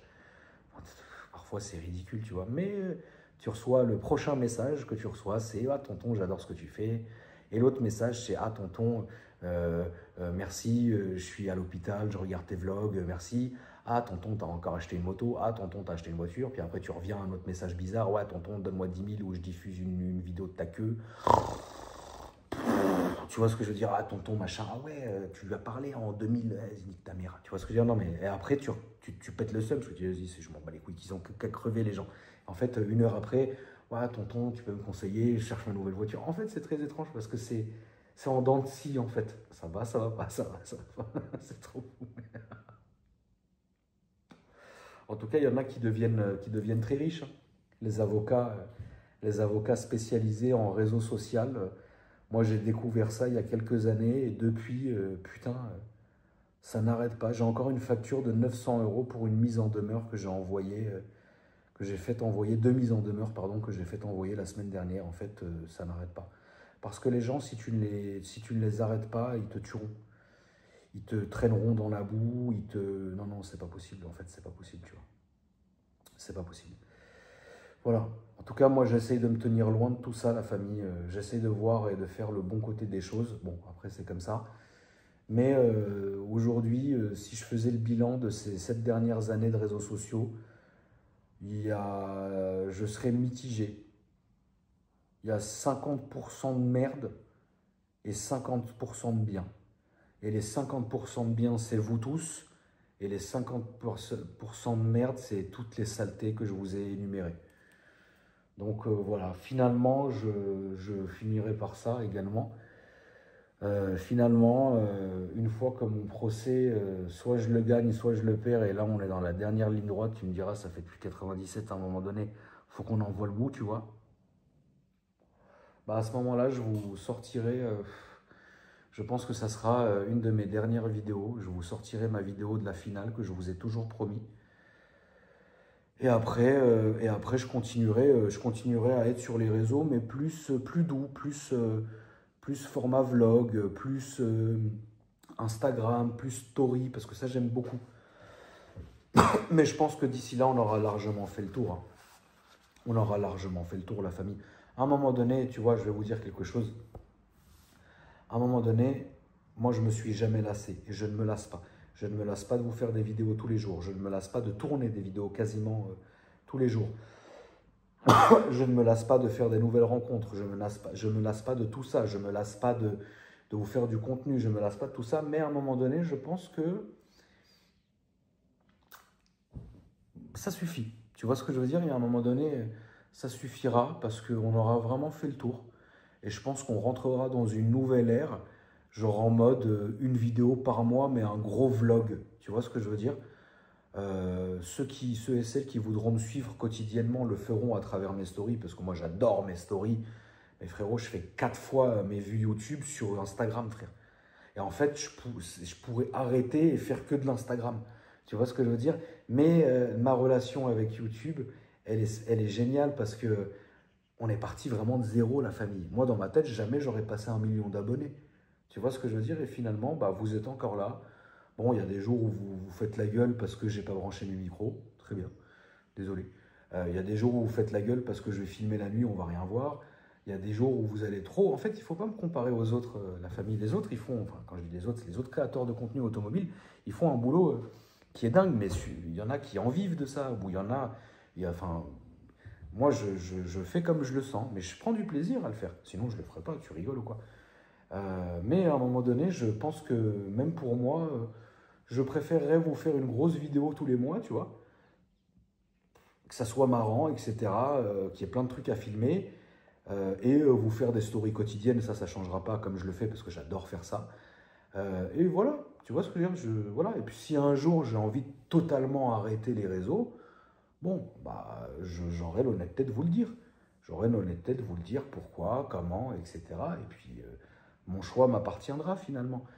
Mais voilà, vous comptez énormément pour moi, vous m'avez fait chier, je vous ai fait chier aussi, je me suis mis dans la merde pour plein de trucs. Bon, bref. Finalement, ça vaut le coup, quoi. Finalement, ça vaut le coup, j'en suis reconnaissant grâce à Dieu. Comme on dit chez nous, Alhamdulillah ala kulli hal. Ça veut dire grâce à Dieu, quoi qu'il arrive. Ça va grâce à Dieu, ça va pas grâce à Dieu. Voilà. Ah voilà la famille, ça m'a fait plaisir. 1h41. 1h41, pardon. Le soleil s'est levé et tout, mec. C'est quand même fou. On a fait peut-être un record. Je commence à suer et tout. Je suis du cou et tout. Parce que là, il fait très chaud, tu vois. Il fait très très chaud. Il fait très très très chaud et c'est compliqué. C'est compliqué cette chaleur, mais moi je suis de nuit en ce moment. Je suis de nuit. Alors oui, c'est vrai que ça pénalise. Il y a plein de gens que je vois pas, il y a plein de gens, il y a plein d'endroits où je vais pas, il y a plein d'endroits. Moi j'ai besoin de bosser les gars. J'ai besoin de bosser, c'est là que je fais mes appels importants, c'est là que je fais mes mails importants, c'est la nuit moi. C'est la nuit et ça a toujours été la nuit. Alors c'est vrai que c'est bizarre, mais j'ai toujours vécu comme ça. C'est vrai. C'est vrai que la nuit, c'est spécial pour moi parce que je vais me poser quelque part dans une de mes maisons et je vais faire mes appels et je vais faire mes trucs. Et en fait je ne suis pas parasité par les réseaux. Il faut dire la vérité, je ne suis pas parasité par les problèmes et les réseaux la journée. Parce que la nuit, les gens dorment. Et donc, du coup, c'est là que je peux bosser tranquille et faire mon oseille et faire mes trucs. Et en ce moment, ouais, putain, la vache. Je n'ai pas de conseils à vous donner, je me permettrai jamais de vous donner des conseils, la famille. Même si une partie de moi devrait vous en donner, ça va prendre ou à l'essai, mais je ne le ferai pas. Parce que j'ai une ligne, il ne faut pas que je sorte de cette ligne-là en fait. Parfois je le fais malheureusement. Ceux qui regardent mes stories comprendront et ceux qui me suivent sur Discord, notamment pendant mes vocaux nocturnes, comprendront. Il y a certains sujets que je vais aborder, il y a certaines réalités que je vais dire, il y a certaines choses que je vais faire, tu vois. Et finalement, je vais beaucoup prendre trop de risques comparé à ce que je récolte, en fait. Et du coup, je ne peux plus penser comme il y a 10 ans, il y a 15 ans. Maintenant, j'ai une famille que j'aime par-dessus tout, auquel je tiens par-dessus tout. Et la pire des choses, ça serait pour amuser la galerie ou simplement parce que je réagirais à un fait d'actualité de manière un peu trop virulente ou que je pourrais vous dire, ouais, vous savez, ce que vous voyez là, c'est pas la réalité, ou ce que vous entendez là, ce n'est pas la réalité. Bah, parfois j'ai des petits rappels quand même, hein. Arrête de parler de sujets, sinon nous on va te mettre dans une espèce de bouillon de culture, tu vas pas en ressortir, tu vois, il y a beaucoup de menaces, hein. C'est très très menaçant, donc je reste dans mon coin, alors faut pas me faire chier par contre, parce que autant je suis très gentil, autant il y a certains sujets où je peux aller très très loin et j'ai des moyens qui sont colossaux, notamment grâce à ce que je fais dans la vie à côté, donc on va pas jouer à ça, quoi. Mais bon, voilà, c'est une vie un peu extrême, mais c'est ma vie, voilà la famille. J'espère que vous êtes encore vivants après tout ça. Ça m'a fait du bien de vous parler, ça m'a fait du bien de vous raconter tout ça. J'ai commencé bien, je me suis énervé, je me suis calmé, je me suis réénervé. Enfin, c'est plein de...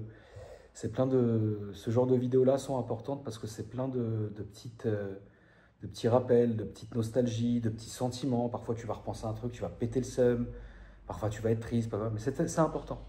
C'est important pour moi. Comme ça, si un jour, il m'arrive quelque chose, ne réagissez pas à chaud. Ne réagissez pas à chaud. Regardez ces vidéos, vous allez comprendre certains trucs. Vous comprendrez certains trucs. Ne réagissez pas à chaud, c'est tout ce que j'ai à vous dire. Si un jour il y a quelque chose qui est étrange avec moi, revenez à ces vidéos-là. Rappelez-vous de certaines de mes stories. Et là, vous allez comprendre. Je ne vous embête pas, la famille. Bonne journée, bonne soirée. À tout à l'heure.